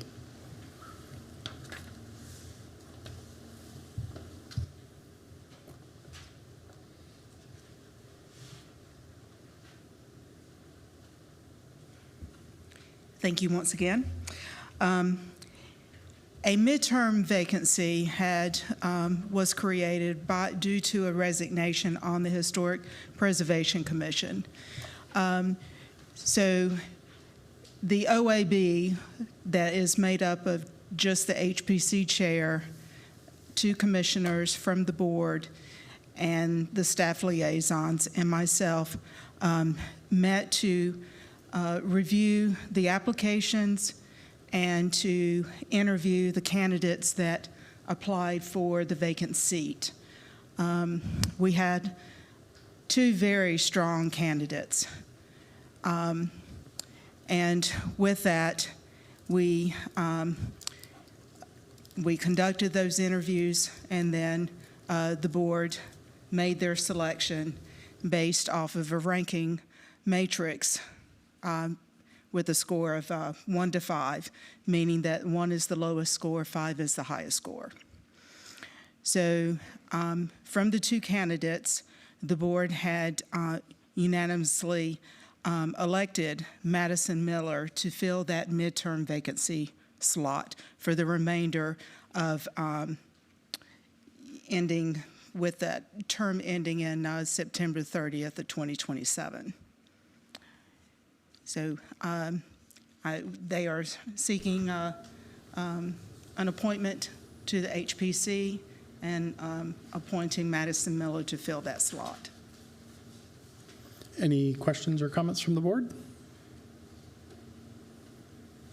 All righty then. Well, can I get a motion to appoint Madison Miller to fill the midterm vacancy for the Historic Preservation Committee with the term ending at September 30th of 27? So moved. All in favor? Aye. Aye. Seeing Thank none you. opposed, this motion carries. Thank you, Barbie. All righty, next up we have leadership reports. Town Manager Scott Dadson, what do you got? I'll do my report from here, if that's okay with you, Mr. Mayor. Please go right ahead. We will be talking after this meeting, when the board goes into work session, about a lot more detail that would be found in the financial reports. But for April 30th, 2026, where we would be at about 83% of funds received or expended, we have received to date 86% of revenues and expended 68%. So the department heads continue to maintain their good management practices on expenditures. As of this date, we have also received all of our local property tax dollars in, and where we are lagging behind is in our state revenues as they come back, especially in sales tax and franchise tax.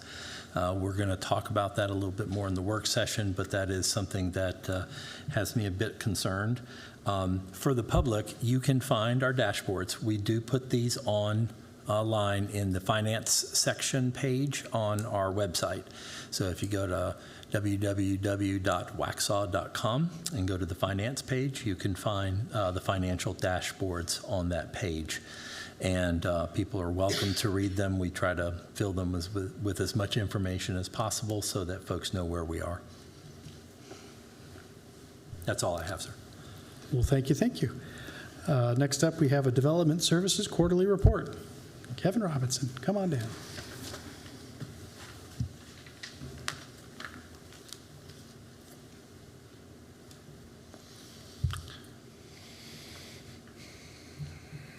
Okay. All right, so this is the Spring 26 Quarter 1 Development Report. I did mention we were going to try to do these every quarter for you as best we can. This would be through January through March 30th, 31st of this year. Not a lot to speak of. We are in a little bit of a lull.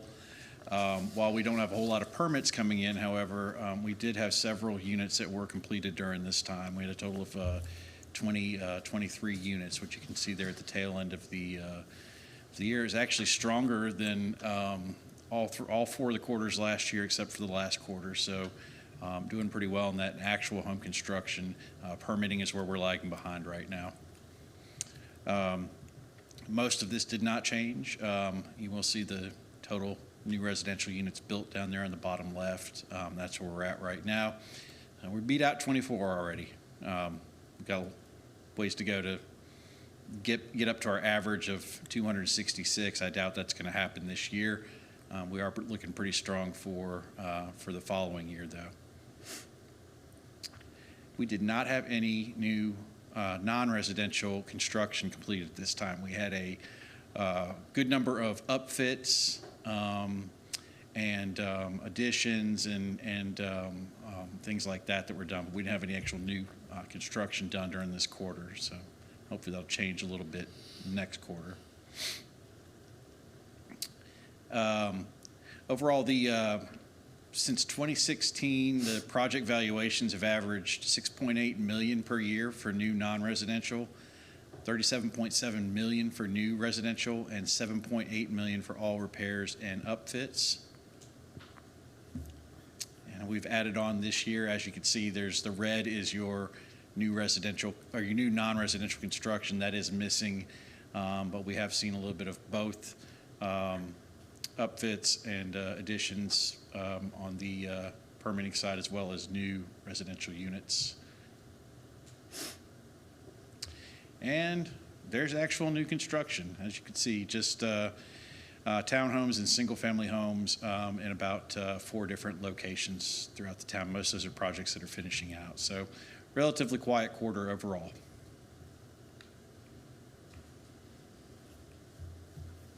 And that's all I got. Any questions, comments from the board? Thank you for those. What's the age out time or the vesting period or whatever of all of these? Do you happen to know? Between permit and CO, is that what you mean? From when they get approved to, let's say, nothing happens, how long till they age out? Oh, from like the actual development itself? Yeah. Yeah, it's most of those that we're seeing right there that are CO'd, most of those were approved back in 23, 22, 23, some in 24. But it's usually taken about 4 or 5 years to see most of these larger developments actually start to get built out. Just the nature of the beast. It's a approval process with us, then long permitting with the county, and then also they've got to get financing in a lot of cases too. So it takes several years. Oh yeah, I'm not impatient for them to be built. I know you're not. I know you're not. But yeah, it's I would say anywhere from probably 2 years to 4 plus on average that window there. What I'm asking though is, and I believe this is set at the state level. Let's say they just don't build it. How long till the approval itself ages out?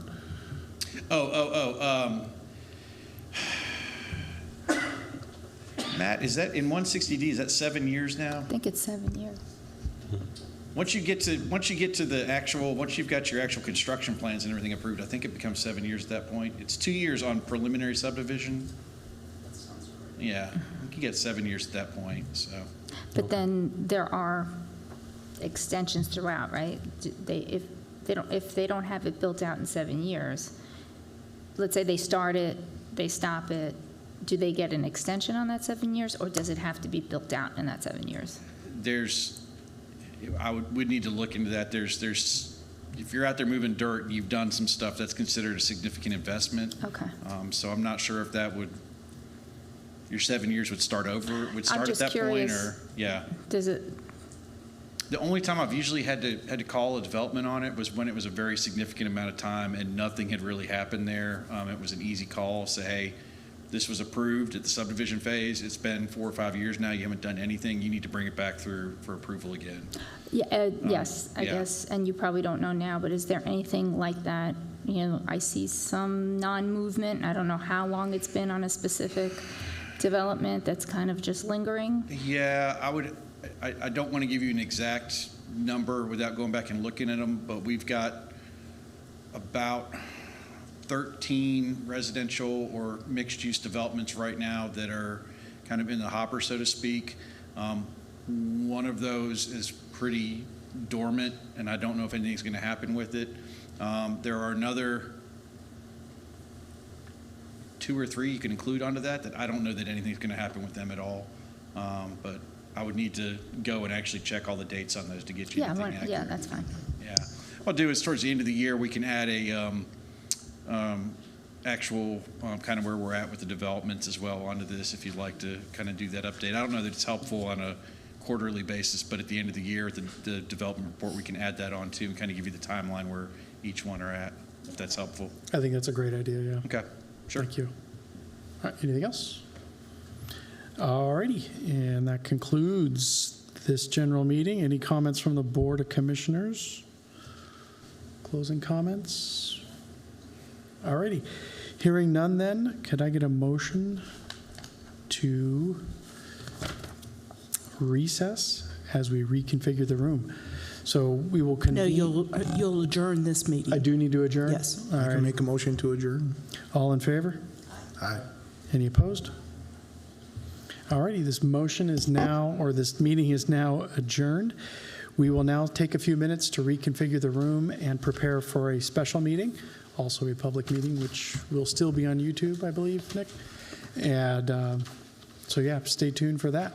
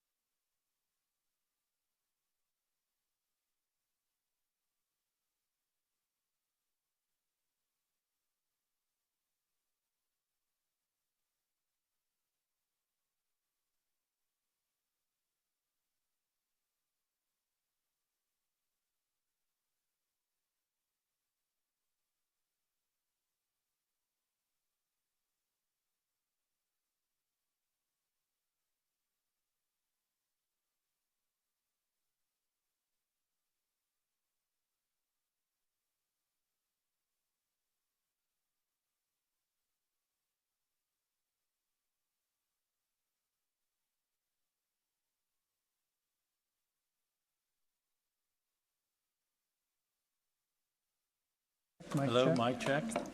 Oh, it hot. is on. Daniel's not coming back. This thing's Like I kind said, of a it's good not reason coming to back. wear a tie, right? Something that It's why you have a tie. That's right. That and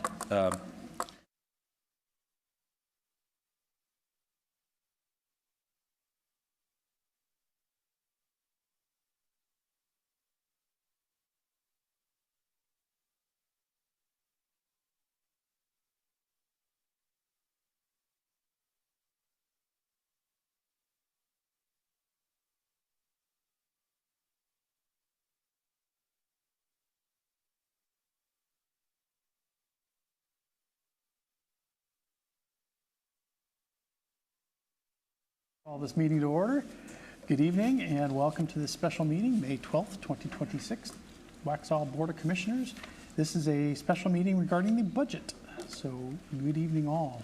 Can I get a motion to adopt the special meeting agenda as presented before you? So moved. All in favor? Aye. Seeing no nays, this motion carries. Tonight's agenda is now adopted. And budget workshop fiscal year 26-27. Do you have any money left? It's a loaded question. that's a very loaded question. That's where to start a meeting. Yes. Get right Okay. to it, Robert. So what we're going to try to do through this work session is give you just very briefly some overall, and then we can dive into at any depth that you have. But let me remind everyone, this is a manager's working budget. So let's remind everyone of timelines so we just know what we're playing against. Tomorrow, we will put our ad to the paper. 7 days from that, it will advertise. 10 days. 10 days, I'm sorry. We'll advertise those numbers, and that is based upon my recommended expenditures and revenues. Next week, next Wednesday, you will get a physical copy, most likely on the computer copy, and there will be a physical copy of my recommended budget. Then we'll have a work session, regular work session. My recommendation is, depending on where you folks are and questions you have, you can spend some of that time at that work session as well, catching up on anything you might need to catch up on. We will do the public hearing. After the public hearing, let me be very, very clear. The budget needs to be adopted by the end of June, by law, by state law. You have a regular meeting on the 9th. Yeah. Then you have a meeting on the 23rd, which is your work session. You actually have a week in between that if you need to have work sessions. So I'm trying to make sure that the board knows that it has time to react if you feel you need to do that. But that's the schedule. Does that make sense to everyone? Yes. How we're moving along? Okay. All right. Yes, sir. Is that okay? And just to clarify from the standpoint of the board, is the board okay that basically 1 month from now, we will have the public hearings and the public comment session for the budget? That will be what date was published that? in 10 days. June 2nd. June 2nd. We're going to do it, Mr. Mayor, we're going to Please. do it on June 2nd, sir. Yes. So that you've held the legal statutory public hearing, and then your next meeting on the 9th, you can adopt if you so choose, but you must adopt by the end of the month. So public hearing is going to be on June 2nd? Second, yeah. We're going to segregate it from your other part of your meeting. Understood. If the board needs to hold a work session after that, it can do that and walk through anything it may have heard in the public session if you need to. Otherwise, we can move towards the 9th. If the board feels it needs more time, you need to communicate with Barbie and I, and we'll work with you to make sure that you're sitting around a table in your public space and doing what you need to do, your due diligence. Fair enough? Okay. Understood. Okay, so just to give, again, just a quick overview, we do have folks watching, and I want to make sure that they know how we're moving along. So if we're talking, you folks are talking about things, I try to put things up on the board so they can see them. Let's start with an overview of revenues and expenditures. Again, this is the manager's working budget. We're off a little bit. I have a little bit more revenue than expenditure However, I will tell you right now that's going to get eaten up. We are very concerned about electric prices, and that is for everything. Streetlights, that's for prices in buildings. We're concerned about gas prices. We have held fairly steady, but we have a lot of road miles to drive. We have things we have to do. We feel that those things are there, and you will need to deal with that. So it gets eaten up on the expenditure side. So it looks out of balance right now, but it's out of balance in favor right now. We've kept the expenditures are below that. I intend to do some of that on that revenue side in expenditure in gasoline, electricity, and some of those things. Only simply because the folks have done a good job of controlling their costs, but those things we have no control over whatsoever. We just don't have those control mechanisms built into it. So that's an overview. For those online or in the room who are looking at that, again, the majority of, we've broken down your majority of which departments get those revenues, receive those revenues, or cost that way, and where most of your revenues come from. Again, the majority comes from property tax. But the remaining balance is really, really important. You are able to maintain that property tax because you have those other revenues there to balance those out.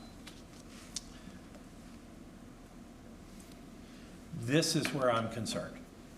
So what I have here, it's hard to read if you're sitting down here. I apologize for that. But essentially the blue line is my budgetary line. So that's my budget for sales tax, what I should receive through the year. The second graph is for franchise taxes. And between those two things, they are trending well below, about 3.9%. Now that could change between now and then, but I don't know, for those who like to do regression analysis, that's not a really good trend line towards kicking up positive real hard, especially that last move in sales tax that was down actually about 3.9%. Again, you don't control that. I don't control that. The citizens of town don't control that. You can't ask them to go consume more and all of a sudden that line kicks up. One point of education for everyone, the sales tax that we get in Union County, and Union County reaffirmed this at their April meeting, I believe, is reimbursed, it's collected through the state, it's then reimbursed back through the counties, and they get to select their methodology. The methodology that Union County uses is based upon your ad valorem rate. So Monroe gets the most reimbursed because they have the highest population, but they really have the highest, they don't have the highest population, they have the highest ad valorem. Second is us, third is Indian Trail. Everybody else then sloughs off fairly quickly. Union County, of course, takes its off the top. So in that redistribution method that they choose by statute, and they have to select every year, they choose the ad valorem methodology. They don't do per capita. If you lived in a county with a very low population, without a big market center in the middle of it, you'd probably choose per capita. It would spread it differently. Mm-hmm. If you were in a tourism town, it would spread it differently. But we're in a high suburban area, high county population next to a large regional center. Things move across and all around. This is the method that I believe the county has for years felt it was the best way to redistribute. So that's how that gets redistributed. So, lesson learned, if you lower your ad valorem rate, you will lower the amount you will receive in sales tax. So you will not only lower the amount you will get in property tax, but you will lower the amount you'll get in sales tax. So, don't mean to be preachy, just want to make sure you understand the relationship between those two things. Franchise shouldn't have any relationship at all, and considering the number of streetlights that have come on and houses and everything else that's bubbling around, you would think that that would be a stronger number. We just haven't seen it, especially with rate increases. But we're not seeing that strength. So what we're going to do is I'm going to put up to the board what I sent you folks, what you have. So it's in the agenda packet, so if the public wants to see it, they can go in and look at the agenda packet, and they can motor along if they would like to. So you have in front of it a narrative, and then you have my draft budget. We use an accounting budgetary style, so it's a line item budget. And then what is in the ordinance is the bottom line of what you folks approve. So the three boxes, I'll just kind of point out so folks in the room can see it. The first is what was adopted in the current year you're in. The second column is where you are as of 4/30/2026. And then folks have done their work. We've done all this work. They've gotten the things back into me. And I'm now, and you actually have seen these numbers in the last 2 work sessions. So these are you haven't seen the specific line items, but you've seen that bottom line, for example, with Board of Commissioners. So that line sits in that cumulative total and makes up that total amount of expenditure. These are the line items. This is how we do this under our system, just so everybody knows. At the beginning of it, though, what we did give you was a narrative. So the narrative is not up here. It's too many words for everyone to see. Yeah, it would just be a blank conversation. But what we tried to do is explain the narrative, personnel services, training and development, board meeting expenses, professional meetings and dues. For example, in Board of Commissioners, you have a more limited a budget. It's really just the elected officials and those costs for doing things throughout the year, things like FICA, all that other training, board meetings, cost, and things like that. So we also put a couple dues in there, some travel in there if you folks choose to travel to a league meeting, if you choose to travel to those kinds of things. So that's an example of what we do. We put the narrative up front, though. So you have a narrative and you have that. Okay. Based upon that, the Board of Commissioners, 128,850. That is actually down. Good job, you guys. You guys did really great controlling your expenses. No election this year. No election this year. Well, I mean, that's true. You guys have elections in off years. You don't have elections in the cycle. If you had them in the cycle, the county would pay for them. So you'd never see that bill. But because you guys are in off years, you have an election bill. So in your election years, you're going to always have probably about an additional 30,000 or so in cost structure for that. Okay, so you have Board of Commissioners. The next one is administration. Now, in administration, we do a couple of things. We have the debt service for the building. So that's the line item is 124.12.206 and 207. That's your debt principal and debt interest on this building and public service. So the whole complex. That's your debt service, and that's where that comes out of. You have legal fees in there. That's where I put my contingency. I put about $200,000 worth of contingency in a year, hoping we won't spend it, but it's there from a budgetary control perspective. When things come up, you want me to be able to handle things. We handle things out of contingency. Questions or any comments? Finance, again, a fairly administrative overhead. You would really blank a lot. Admin, finance, HR, you would put them in your normal overheads of your businesses. So in finance, we have basically employees. And we've added our increase in auditing fees. Those are just going up. And one thing I'll say on auditors, they're really hard to find anymore. Auditing, I guess the kids coming out of accounting school just want to go make money at the big banks or something, but they don't want to come and do auditing, which is, John, you and I have talked, it's an exciting thing, isn't it? Yeah, that's right. So it's not a really exciting thing to do, and apparently they don't want to do it. But It's really important for us to show transparency. You folks got a copy of the audit, and it's really important for our public to know. The state requires it, so we have our fees in there. We've also added in some assistance. If you recall, in the last 3 audit cycles, we were asked to strengthen our ability on both adjusting journal entries and on prepping our financials. So when we talked to our auditor, he was very enthusiastic, quite frankly, for us to bring on someone who a consultancy that would come in quarterly and help us arrange our financials so that we're prepping our financials. So the auditor audits us. The way it works now is they prepare the financials and audit themselves, which I think is kind of an interesting thing. It's not uncommon in North Carolina, South Carolina, Virginia. It's not uncommon, but I feel much better if we're prepping our financials. We've made our adjusting journal entries. We've presented the best financial picture we can, and then it's audited.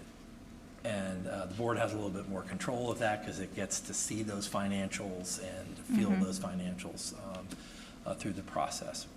Just a quick question. Yes. I know we approved software for finance last year. Is that working out? And is that in the IT budget? It is though? in here, and we're going to go into what we, so as a note, we moved all IT into one budget. Okay. So everybody's IT is in one budget.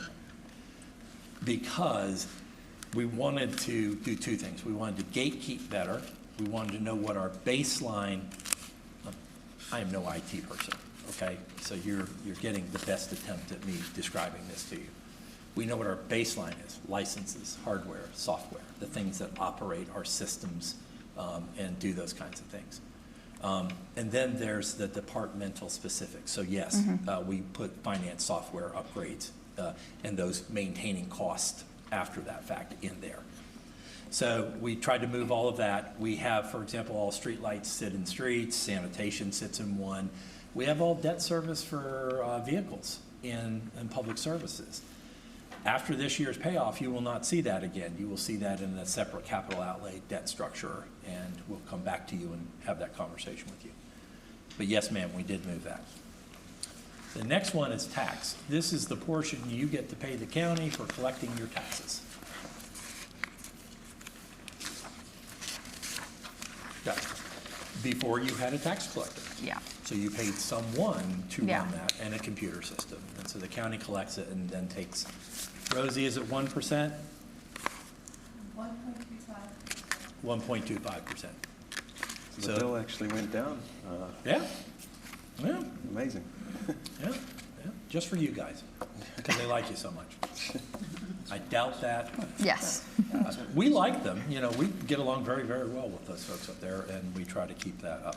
The next one is IT. Okay, so in IT, again, the numbers look much bigger than they ever did before. However, understand we've moved everything into here when we've done this. We've broken it between operational support and professional. So there's the cost of running the IT department. We have 3 people. You all have met them at various times as they set up your computers or talk to you about various issues. This is the way we talk to each other, communicate, store materials, store information, do financials, communicate outside of this building, communicate with our citizenry. We do it all through IT. We also own lines, fiber lines in between us, our building, so we maintain those. And we also have our things like Sonatrol in there. So our safety and emergency management stuff that's for buildings all sits in IT because they're really maintaining those systems for us. We have in there broken down the difference between corporate-wide technology infrastructure of that number. That's that 170 number on line 421, 292, I believe. Did I get that number right? I think I did, thank you. So we put that there. We also separated out police specific because police have very specific software that they deal with or hardware that they deal with. They communicate with the SBI, with other law enforcement agencies, with the FBI, so they have a very different software, and they communicate differently with each other than the rest of us would. They have other protection measures built into their system, so we segregate their system out so you can see that.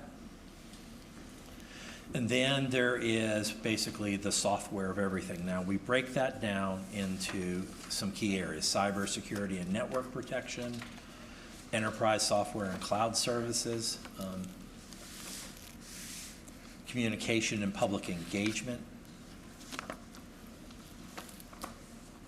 So that's how those break down. And then what we tried to add in our numbers here, I won't go into too much depth about them tonight, but I want to just make sure I go over them with you. You have, oh gosh, look at that. That's just one big spreadsheet up on the online. But what we've tried to do is break this stuff down into and give it some color coding. So what's department specific? For example, on the second page of that, Commissioner Wedra, you can see where finance has its software number is there. Of all the various things, that's about 229,000 of that. It breaks down between different departments. I want to go back to the original statement. We're trying to gatekeep better so that we don't trip over softwares. Are we using duplicates? We are still working through that. We did find some in this year, and we'll continue to try to improve that, to try to both lower cost and to not have unnecessary duplications of effort, but necessary redundancies. You mean duplication of function within the... Thank you. That's a much better term. I like your words much better than mine. Thank you. But yes, that's what we're trying to do. So we're trying to identify that better, get a better handle on that, better control, see where our costs are. Yeah, even in, private companies, they have this issue of, one department buys this software and another department buys this software and it does the same thing. Yeah. So we're trying to reduce some of that redundancy, but we also want to respect that different departments are trying to do different things to achieve what the department needs to do. But our baseline of IT corporate-wide technology is around $333,000 of that total cost across all departments. And that really is the antivirus, all the things, the Microsoft licenses, all the things we do to operate. And I have found that the licensure issues are the biggest drivers. I now know how they make money. Yeah. I've gotten it. Yeah. Got it. And so are we also just analyzing software that we might not use anymore? Or Yeah. If it's not usable and we don't know, they did eliminate some things. It wasn't a lot. Yeah. But we've organized it better now. Now, gatekeeping was important to us. That cybersecurity event really kind of helped us. Where are we? Where are we exposed? Those kinds of things. But secondly, who needs what? So I think we feel a lot better about where we're at. It's a big number, but again, it's all in one spot. And across, so it's serving across. So that's how we've tried to organize that information. Does that help? Yes. Okay, good. So yes, sir. I'm Please. just in the weeds a little bit, sorry. So it looks like we got rid of Zoom, which makes sense. We're dedicating mostly to Teams. I've seen that. And then I noticed we only have one AI subscription for Claude. Are others using AI in any way, shape, or form? The non-spendable kind, the introductory, freebies, get an app kind of thing. Actually, everything in front of you was Claude. Yeah. So, but we did it in a competitive way. We actually had people using different systems with the same data, asking the same question and different questions. We are by no means experts at AI. We have found in going through this, it's how you ask the question, right? Yeah. How you ask the follow-up, how you frame it. Yeah. So we're learning. We're in that learning process. We only have one license. We'll pick which one we want in the long run. ChatGPT has been used. Our software, like Google, comes with Gemini. Our Microsoft 365 comes with Copilot. Some folks had to double it up it was kind of interesting. They threw it through ChatGPT and it didn't do right, so they threw it through Copilot and cleaned it up better. So that was a double the effort kind of thing. We're learning. It's a learning process for us. I want to be really careful with AI and the public thing because we do at least 3 to 4 times in editing in time. So our time is all spent on editing. We're editing on the other side. We're really having to figure out how to do that, and because we're used to words. Trust but verify. Trust but verify and do all those kinds of things. I mean, it can be very helpful, but it's also, it can be very stupid too. Yeah. So we have discovered that as well. Yeah. So, new for us, but we are going through that, but that's why we only have one right now. Yeah, and that's, I pointed out because I know it's one of those things that I've used it personally in my office for a variety of reasons, and and I see you have Grammarly on here as well. That's just an indication that you guys are using the tools to make things faster and more efficient. Yep. And turn out better product more quickly. Yeah, I think Barbie you use it a little bit as well in trying to craft. Yeah, I use chat and we use Hago for the minutes, and that's We were generated by talking about that. Yeah. Yeah, so we're getting in there. Financially, my background, maybe you folks know something different, tells me that Claude's a lot better with the graphs and the charts and the budgets and the numbers. I'm not sure we found that 100% yet, but my understanding is it's fairly good with that. I think it depends on how you feed the data into it as well. Yeah. I gave Grok 13 data points and it spit back the mean for 12. So I'm not using Grok for all kinds of other reasons, but right now what I found is that the one that is used consistently is Claude internally that we use, and ChatGPT. So folks are doing those. We're moving into that, but it's learning curve. I see something on here called Placer AI, and it's split between 3 departments. It must be like a $15,000 licensing or something. It is split between, because they're all gathering different kinds of information in different ways. Parks and Rec uses it, especially during events, and trying to calculate numbers of people and That's interactions. Like the contract tracing software. Yeah. And then we'll use it downtown. It counts cell phones. And we used to contract that out, or how was that? These are just softwares that we use, staff uses as it programs and works along its business. These are aids for them. Like I said, this is not a judgment or a grading thing for us right now. This is a gatekeeping process for us in a budget season. But we're now aware of where everything is. And for example, you can see on that same thing, we got rid of 2 accounts because we saw redundancy. So which is great. You can't see it until you see it sitting in front of us. So we feel like we're starting there first and working through it. When asked, do you need this to do your jobs? Yes, that's the answer right now. But everybody also knows that we're going to try to reduce redundancy where unnecessary and function, and then try to maybe even find newer things that would work better for everyone. So until you kind of put it out there, you just don't know. It sounds like you guys are still doing a value add. You're going through everything and. Yeah. And I think it's great that we're looking for new tools. The fact that we're subscribing to Claude, for instance, is an example of searching for new tools to work faster and more efficient. I will tell you, it is an interesting world out there. Everybody's got something for sale for us. Our procurement system is clunky because it's public. It's not efficient because it's public. It's not designed. It's designed to watch out for the taxpayer dollars, right? That's the way the purchasing system works. It's not. You folks may work in areas where you're trying to find an innovation very quickly, or it helps, a machine learns, it replaces a cost structure for you guys. We're still trying to figure that out. We know we need it to communicate. It's up here. It's in your laptop. It's all that kind of stuff. But for us, we're working our way through it. Some of us are farther advanced than others. Me, when I retire one day, I'm going to throw both my computer and phone in the water. And I've already bought a rotary dial phone that my kids make fun of me for. So Public services is the next one. Public services has a lot of things going on. We put two things in public services, facilities. It also is missing some numbers here. Your folks are like, where do we charge against trees? Where do we do sidewalks?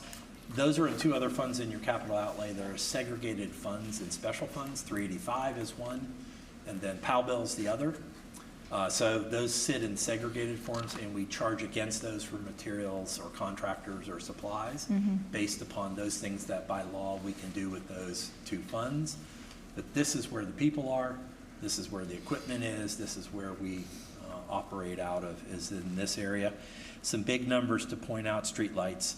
We've gone from 255 to 280. I'm going to recommend probably 330 on streetlights. You've added a lot of roads. The other thing is there is a huge differential in cost between Duke and Union Power. Yeah. It would be really nice if it was all the same thing, but it's not. Now, what we are trying to do is standardize. So when a subdivision comes in, which we have a couple that we've started these conversations with, we want them all standardized in the types of lights. We get a lot of requests for special shades, for this and that. We can't afford to do that kind of specialization in street light. We provide a type of street light. We try to maintain that cost per pole per month.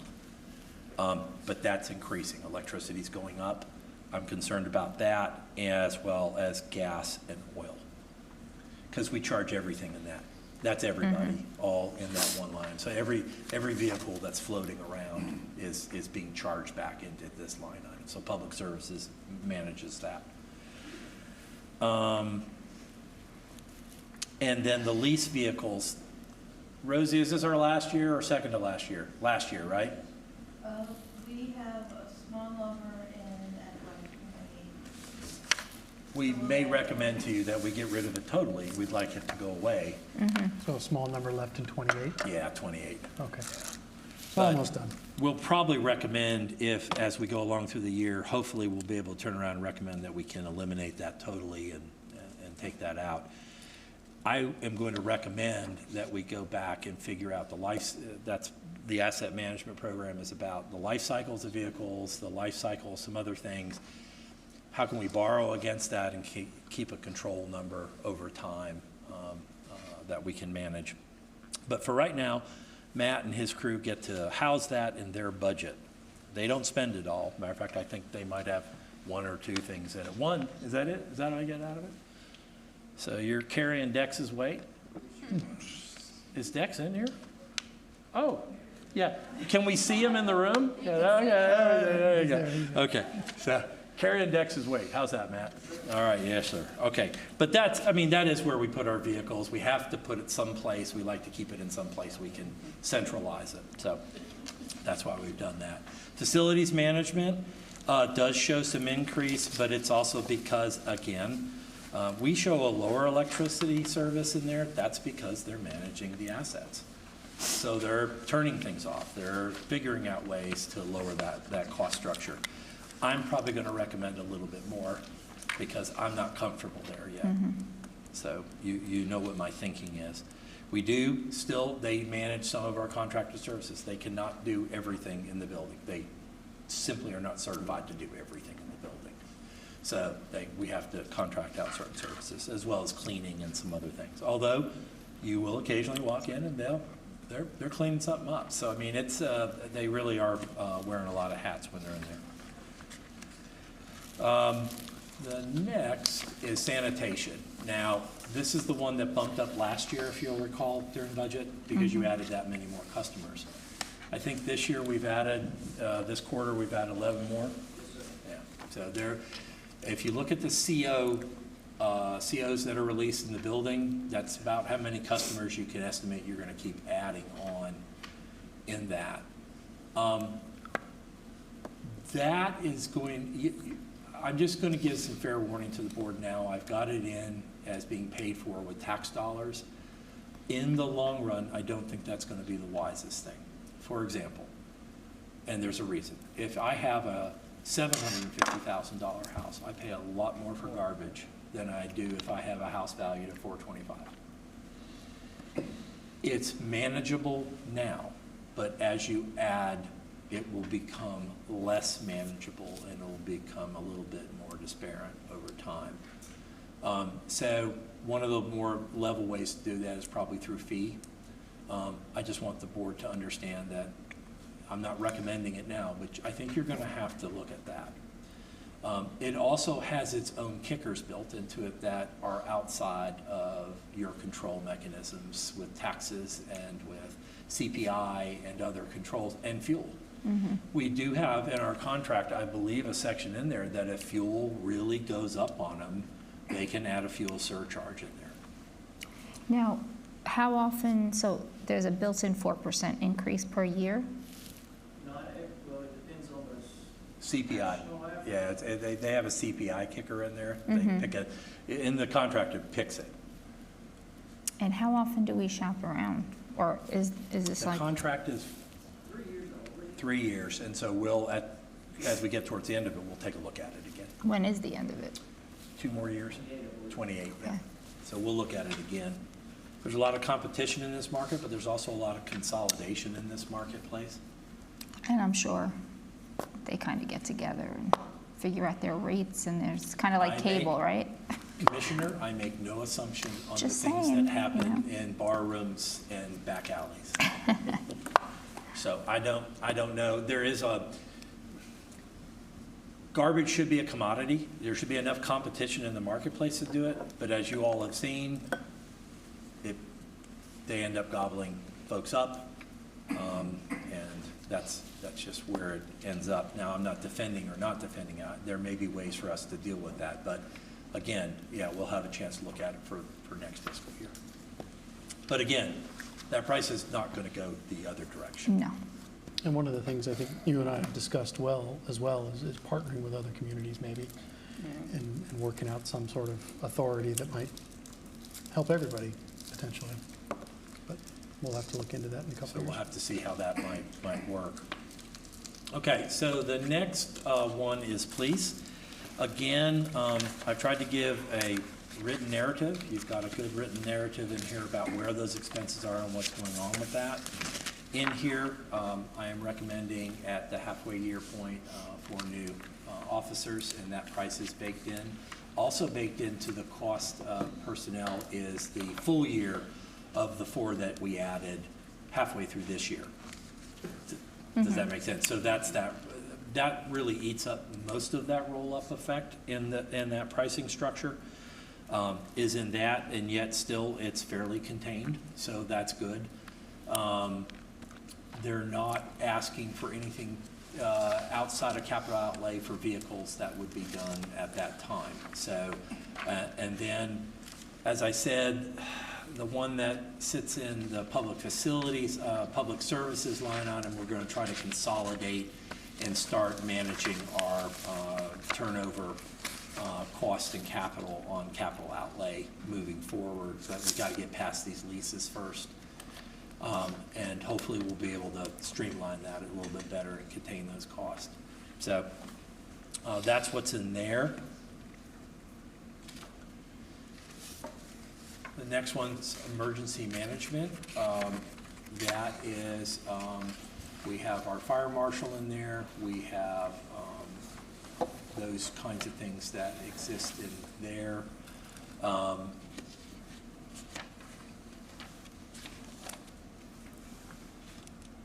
It has gone up minimally. Building inspections is a self-sustaining department. So one of the things that Rosie and I will do is balance out. They have reserve funds that will pull into both this fiscal year and into next fiscal year while we're in the trough. And because those monies cannot be spent on anything else, the board recognized that when we had discussions with you before on that. So we'll move those monies into that position and work through that. They are also doing other duties throughout the organization while the number of building permits is down, and that's turning out to be a good thing throughout the organization right now. But we have our own building inspections department. It took us, one of the things folks need to understand, we have level 3s, so we have folks with really high levels, and a lot of them have those high levels. That allows us to do all of our inspections. That's a lot of talent developed over time to keep those things. That means we can do various levels of that. That budget goes down a bit. Engineering, planning, code enforcement are all in developmental services, but we do break them out. So we break them out with engineering. And there is nothing new in there, just the cost of people. But there's nothing outstanding in material supplies or any services in that we're not already in contract for. Planning and zoning, we go down a little bit. We lost one personnel we were able to hire at the beginning end of that, so we're excited about that, bringing on that talent, but it saved us money. You know, people are there for a while, the cost increased. So that number actually comes down, so that's good. Any standouts in there? No. We do have $65,000 in there for the building improvement grant. So we go back to the same number, and you start that way and you move your way through the year. Code enforcement does have some extra money in it, and one of the things we're trying to recommend, you've got at least one building that, the Masonic on Howie Mine, okay, is at a point where we don't have the ability to lock onto someone to do it. It is a hazard. We're going to recommend that you take that down. So you would bid that out. You would do that. You would lien the property until the property is sold, and then that's when you would get your money back. But North Carolina law is very, very tight on that. They do not allow other more creative methods to make that happen. But that's just one of those buildings that's a problem in that neighborhood down there, and it's not only an eyesore, but it's a safety hazard down there. And so we're going to recommend doing that. So that's the only larger number that's sitting in there that has anything to do with that.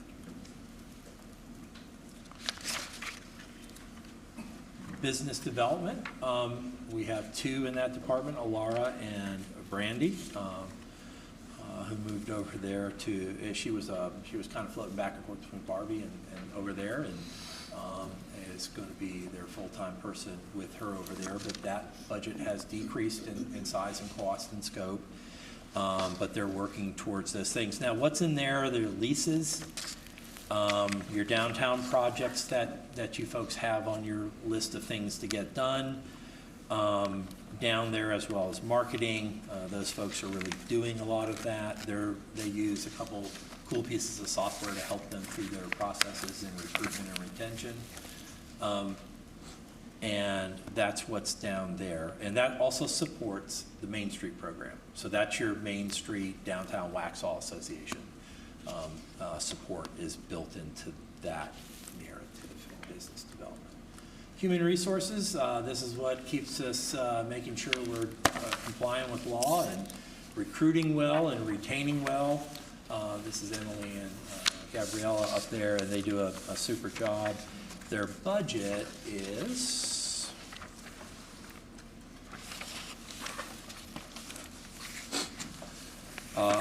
rising a little bit on, but one of the things we're going to come back to, we put the workers' comp insurance had a really large increase in it, 29,000 of it, as well as some meetings and wellness to try to curb some of those things in those workers' comp issues. So you have to spend a little bit to knock that number down and hopefully get that in control.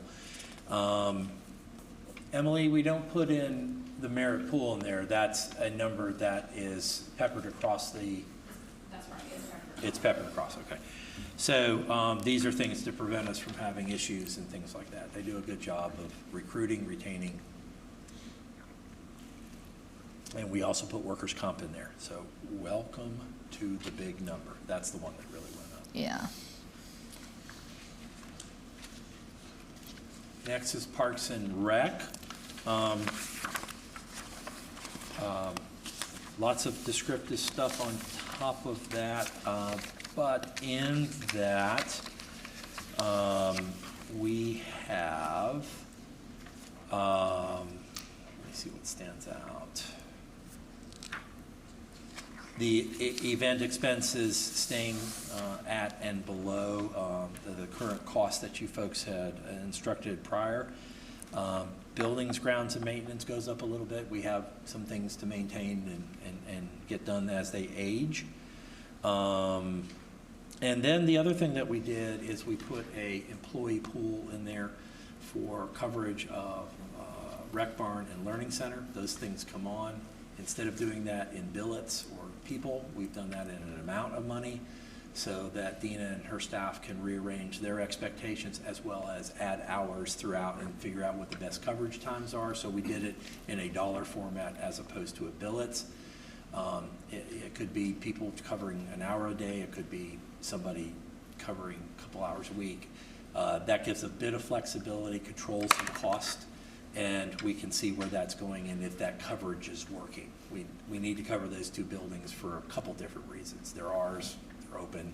If they're open to the public, we need to make sure we have a presence in there, and we don't want to leave people by themselves in buildings, so we want to make sure that we cover certain things properly. But we did that as a dollar amount for control purposes as opposed to a billets.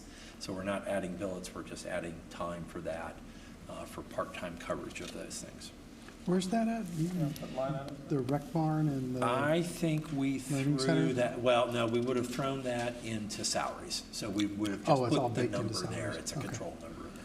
I'll stop looking for a single line. Yeah, stop looking for that, yeah. Yeah, it's not a single line. We'll control it through salary. Yep. Because it's still got a FICA effect. It still has a, Yeah. it has all those other effects.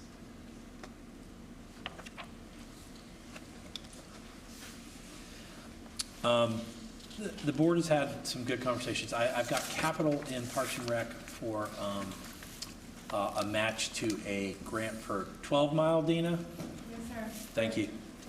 Because you received a grant for half of that, and I've scheduled money to go in for the other half. It doesn't sit in here, it sits in the CIP. But you have money in there for that. I think the board has identified it needs to have a conversation about how it really wants to maintain some of these assets like Nesbitt and things like that. Who do you want your partners to be? Who do you want your partners to be in some capital? We've had some of those discussions internally, but I think it demands a board discussion at a further time to really get your head around some of these things, especially some of the capital outlay. Some things like lights and some other things like concession stands and other things like that that have that. I think the board needs to have a conversation with Parks and Rec at the table and its other partners and figure out a strategy moving forward to pay for some of these things. So that is where I have. Now, the other thing I added to your budget is Dina and her staff did a really great job of doing some event analysis for you. We threw that in as a separate discussion piece when the board's ready to have that discussion. But they did a really good job of capturing where their event costs were. So we've thrown that in other information that we sent you. I just wanted to make the board aware of that. So when you're ready to have that discussion, let us know. And then, next thing on my list. Okay, so this should be, I'll put it up here on the big page. This is, will be the second ordinance that you're required to have a public hearing on your general operating budget. We do your CIP appropriations at the same time. And so, this is that draft, that number will come out tomorrow. So when you folks made your plan, that's a plan, but when you move those monies in that ordinance tonight, you've been having a lot of discussions about that. They all show up here. For example, This is what, tonight put it all in the 403. this basically. puts it all in appropriation. Appropriations, yeah. So, let me see, is it the top thing? No, oh, that's weird. Well, do I have a little pointy thing on it? Is that the middle? Is that the middle? I think it's the middle. Middle? Look at that, how big is you know?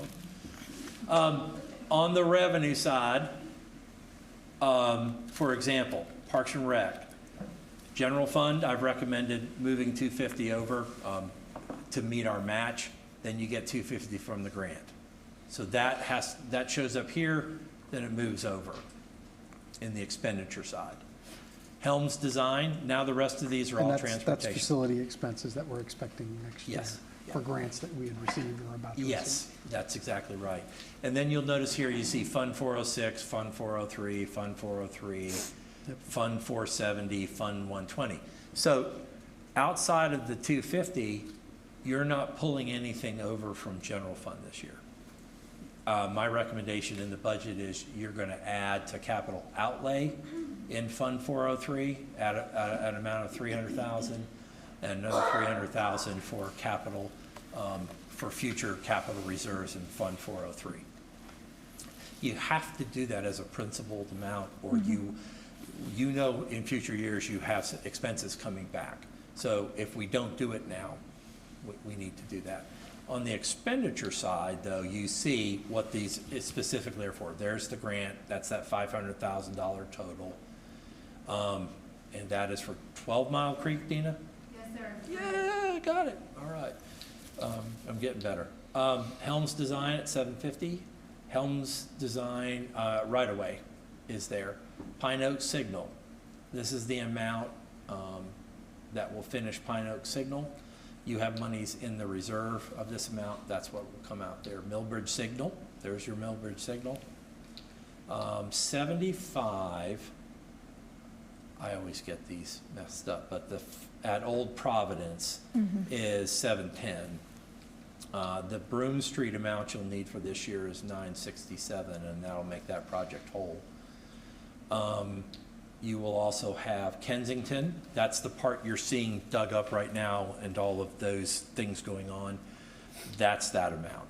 That comes from Fund 470. You have a baseline, we're moving it over.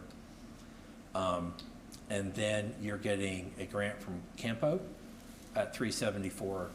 That'll add up to this project right here. So other than 250, everything is pulling from reserve, but you can see the amounts, they're big.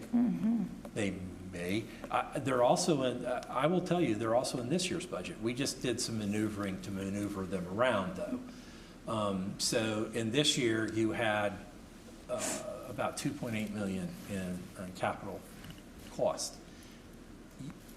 In your last action, you move some of those, and we'll move the balance of them, which we can do within the general fund, and they'll show up in these things as expenditures and or savings for future projects. So that's, as you can see though in your budget, you're beginning to tighten. Your expenses and your revenues are beginning to flatline within each other. That's a concern. I will tell the board I am concerned about that. Like a lot of suburban cities around big metropolitan areas, we're very addicted to growth as a panacea for new monies. You also have that in values that have gone up. So you get the double whammy of that. But you're still flatlining because your costs over the last 5 to 6 years have just risen. They just have, it's the cost of people, the cost of goods, the costs, supply shock after supply shock is affecting all kinds of cost structures that are really hard to manage except for to pay for them. So, or not do that. Ponzi scheme, right? Because you get the new money coming in from the new people, but then later on you've got to pay for the greater services. Yeah. The trash. And it's a like tough trash. Balancing act. It's a tough balancing act for this board, and I'll give an example. Indian Trail has 45,000 people. We have 26. They're worth $1 billion more than us in total valuation. We're about 4.8. They're about 5.7 billion. They have 19% non-residential. We have 8. However, we get more in sales tax. Because our ad valorem is higher. That's right. Right, but they have the commercial business. to offset. They do, but remember things about real estate, especially on the business side of things. They depreciate as assets.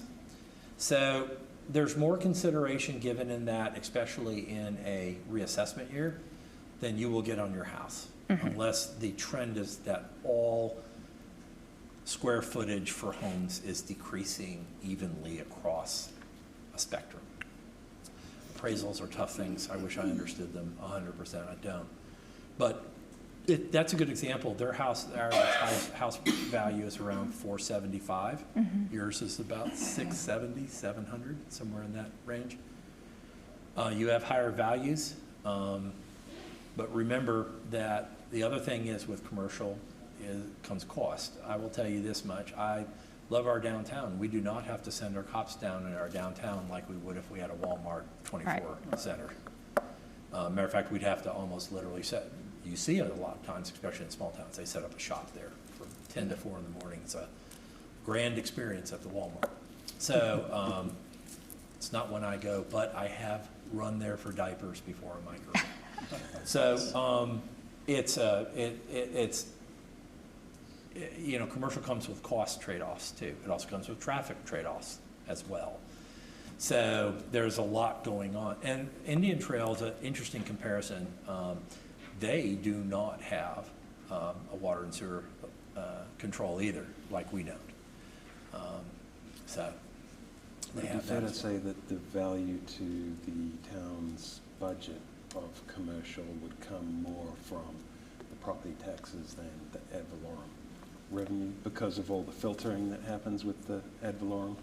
Yes, it would in this particular case because of the way the county does the redistribution on that. But that's the only reason. If they went per capita, it would flip out of our favor very quickly. So then, even though we obviously want our businesses to be successful and everything, it doesn't necessarily pad the budget very much if they get a lot more in sales this year than last year. Your sales are ad valorem. This year was the year I would expect that we would have gotten more, and it may be that next year we do get more, but in my estimation of revenues for you folks, for the town, for the departments, for the citizens, is simply that I'm going very conservative on that 37% of revenues that we get in from, and I'm keeping the tax rate level in my budget. So I'm not increasing it, but I don't think you can afford to decrease it, not with the amount of capital, not now, but that you'll have to replace. Right. That's a tremendous amount. And the reality with the CIP, for instance, is because of the grants and the funding that we're getting help with and the need to match, we need to continue to save so we have that match. That's exactly right. And if we're not putting money in the bank for those matches, we're missing out. And we also have things that we can't control, gas, electricity, Exactly. I mean, all of that stuff is I out am of our control. recommending at least $300,000 to go into capital outlay, which are items under 50. That's your rolling stock. And I'm recommending another 3 to go into capital reserve. It's well below what I would like to recommend, but that would require an increase in revenues that I just don't see happening right now. Now, what we've done in the past is that we've overestimated our expenditures, we have underestimated our revenues. That has given us a balance. And that balance allows the board to fill its unassigned, keep it healthy, and then move monies like you just did into an assigned position or a committed or a restricted position. I'm seeing that trend tighten, and that concerns me without new growth. And back to your point, Commissioner, is it a Ponzi scheme? Yeah, it costs more money to handle growth. It just does. What is the perfect blend? It would be great if we had more commercial. It would be really great if you had, I don't know, a $1 billion Intel sitting in the middle of, like a clean plant sitting in the middle. I mean, that'd be the ultimate thing you would have, but the only way you get that is you have to give it enough tax incentives, you'd never see it.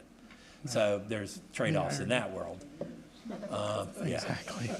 So it's really hard. So I think the way we're doing it incrementally, filling it in, building up that presence on 16 with the broom project to try to get that done. If I had to guess, our biggest two concerns are 16's not finished. Well, And not what, even started. well, that's right. So from 75 up to a certain point in downtown, that Broome Street project's going to do some of it, right? Turn lane effects and some improvements to meet that 16 when it comes in. But 16 is what drives it, because the commercial developers don't want to pay exactions or fees or development structure ideas. Maybe they do, but I don't think they do. And that tells me their ROI isn't quite there yet to do that. So they're waiting for someone else to pay for it. That's the DOT. The second thing is you don't control your sewer. Now, in not a lot of places would I say that sewer is not a cost center, but a profit center. And it is a profit center here because it's a control mechanism, you know, what you can do. You only have so much capacity coming online. Question is how you distribute that and how you best deal with it. So those two things are out of your, right now they're out of your control. We could lobby harder for 16, that's certainly time, but it won't be done next year. No. So you have that reality to deal with. So that's probably what's keeping the 8 from growing, that 8% from growing at leaps and bounds. It's marginal right now. Yeah. I mean, we get lots of good conversations with people. Laura does lots of great conversations with people in our downtown. Our downtown's full. It's lovely to go through it and see it. There's people in it, there's businesses in it, there's activity and complaints and all the problems that come along with that as well. But you want that, right? Events and people want to come to it. We have a really great thing in our downtown, but it grows incrementally. Its style grows incrementally. And the thing is, we can't really depend on the downtown. We have to look at 16 and those. 16 and 75. And 75. But in reality, some of these property owners on 16 are asking astronomical figures that it just doesn't pencil out. I've spoken to a couple of commercial developers that were interested in a couple of properties, and when they tried to buy it, they're like, we can't swing that. They are just asking just way, like millions for property that, there's not a structure on. That'd be the third or fourth one. Right, right. So there's a lot going on, but we're not in a horrible position. We have cash in the bank. We have great staff. We have new stuff. We have a board that's working together, sitting around and having these conversations. Those are good things to keep working on moving forward. So those are all, that's really high level, 30,000 foot. I apologize for that, but I think that's worth saying out loud. My concerns are in the 37% of revenues again. Yeah. Some of the things we don't control, that's a trend I'm not really happy about right now, but you don't control it either. Most of the sales tax we get comes off that 74 strip between Indian Trail and Monroe. Mm-hmm. And we get the ability to share in that, which is nice. So we all use all those roads. All of us they use our roads. Everybody, it has a nice big benefit all the way around. But anyways, that's where it's at. So that's my draft. Are there any questions that you folks have that would like to go into, or anything else I can cover for you right now? One thing stood out for me as I was just glancing at the numbers. Yes, sir. Is there a reason, and I'm just curious, that's IT, sorry. On the facilities page, okay, the medical and life went from 18 to 28 and going to 39. Is it because we got guys in boom trucks and climbing trees in facilities that has gone up so much? Because it stands out from what the other departments have done in regards to medical and life insurance. I'm just curious if there's a reason for that outlier. We're going to go back to that page up here just so people know where we're talking about.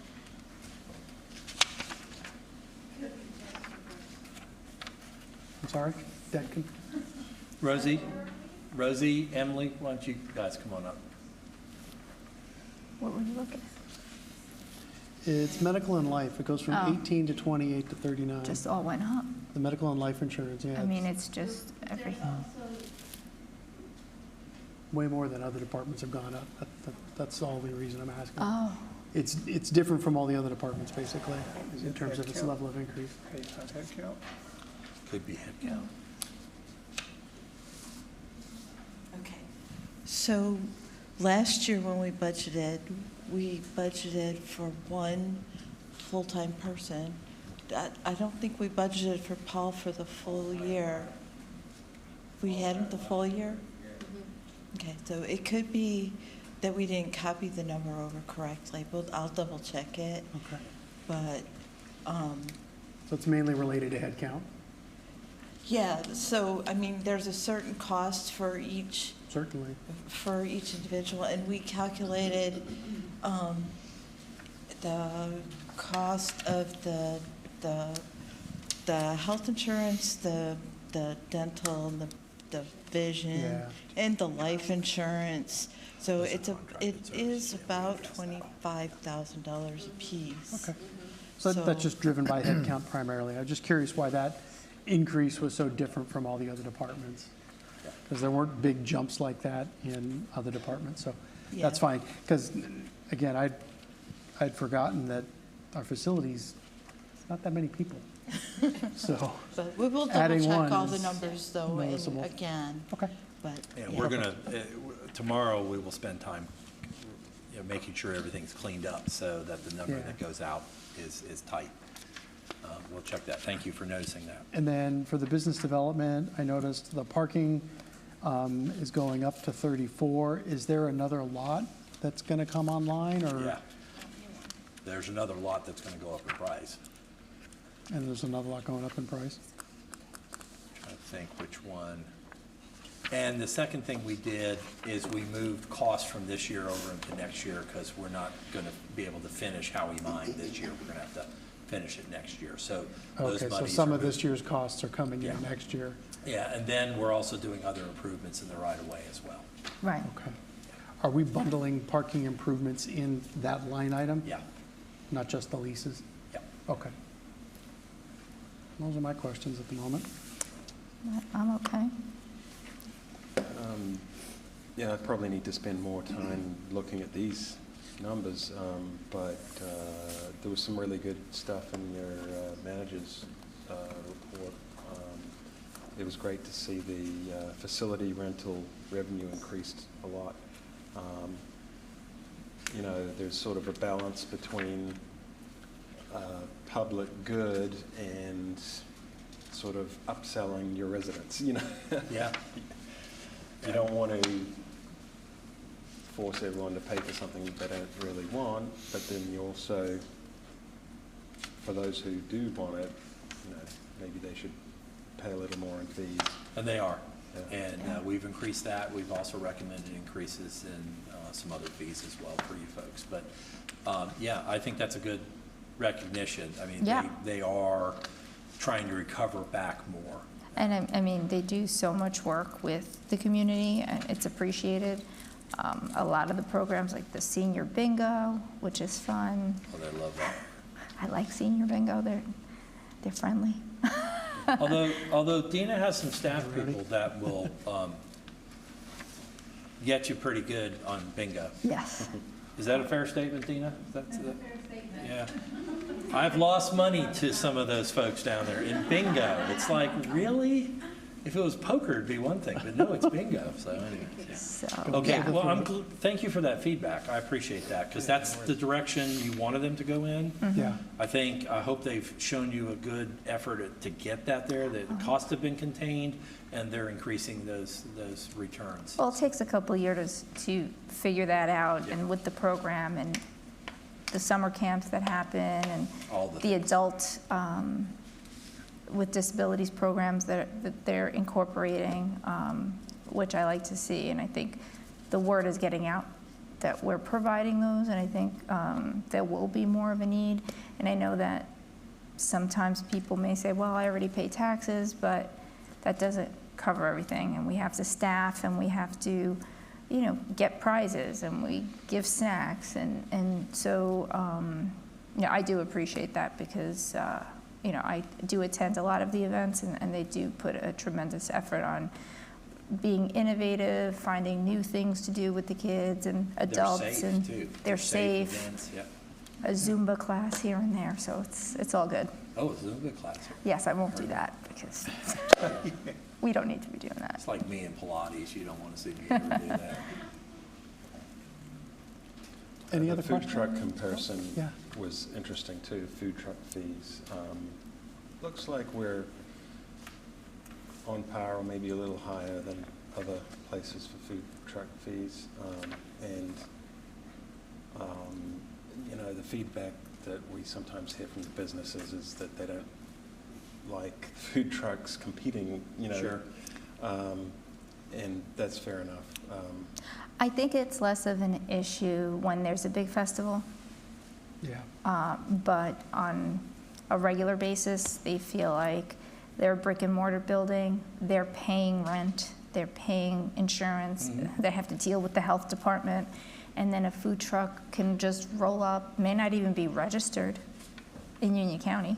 And so what happens then with the revenues from that, that's problematic. And so, with all the costs going on, everyone's struggling a little bit. And so I would like to be sensitive to our brick and mortar restaurants. Yeah, sure.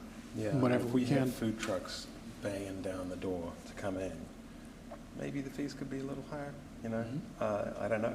I don't know if they're banging down the door or not. But Maybe a place where they're not right next to a restaurant, right? So I wouldn't appreciate it if I opened up a restaurant and now there's a food truck parked on the side of my business, where people that are waiting for a table might now go to the food truck and not wait 15 more minutes because they have, an upset child or whatever the case may be. I want to be sensitive to that. Sure. Yep. I think Alara does a great job of keeping her ear to the ground and trying to hear that, as does Dina in her events. And they do try to coordinate these things. It's not 100% perfect all the time, but it is a good effort on everyone's part. So, places we can improve, but I'm glad that report was what you needed. Yeah. Yep, great. It's good. Thank you. They did a good job on that. Any other questions in the budget? Scott, what is it tracking right now from your last year for FY '26, '27, percentage up increase? Was it run around 10%? I saw 2.8. No, the total is. I calculated 2.8 when you have those two numbers. Yeah, it's lower than you think. It's around the 2.5, it's around 4%. 4%. Yeah, 4. Where'd I write it? Oh, I wrote it here, yeah. You're at 25.2 going up to 25.8. Yep, that's 600,000, so. That's 2.38%. So yeah, we tried to maintain that's it. sub-inflation number, and to That's have a really good number. It's budget aggressive, increase. It's a really good number. Yeah. Yeah, that's good because, the history of this town, it's gone up a lot more than that. Right. In the last 6 years, it went up way beyond what population and inflation would dictate. To me, the fair raising of the cost of running a town would be based on those two main factors, really, is inflation and population growth. Those two things are legitimate drivers of a higher budget. But our budget went up a lot more than that over the last 6 years, and, it's probably This building part of had the a lot reason to- why we're here. This building had a lot to do with it, I think. Yeah. Yeah, for sure, yeah. We hadn't had a building. We do have it now. It should last 50, 60, 70, 80 years. Yep. 100 years from now. Matt's going to be here still. Matt says he's still going to be here. He'll be here. 100 years from now? There you go. Anything else? It'll be a cattle barn by that point in time, but it'll still be here. Anything else from the board then? Oh, good, thank you. All righty. Well, can I get a motion to adjourn? Motion to adjourn. All in favor? Aye. All righty. Motion carries. We are adjourned. That was fun. Didn't meet my-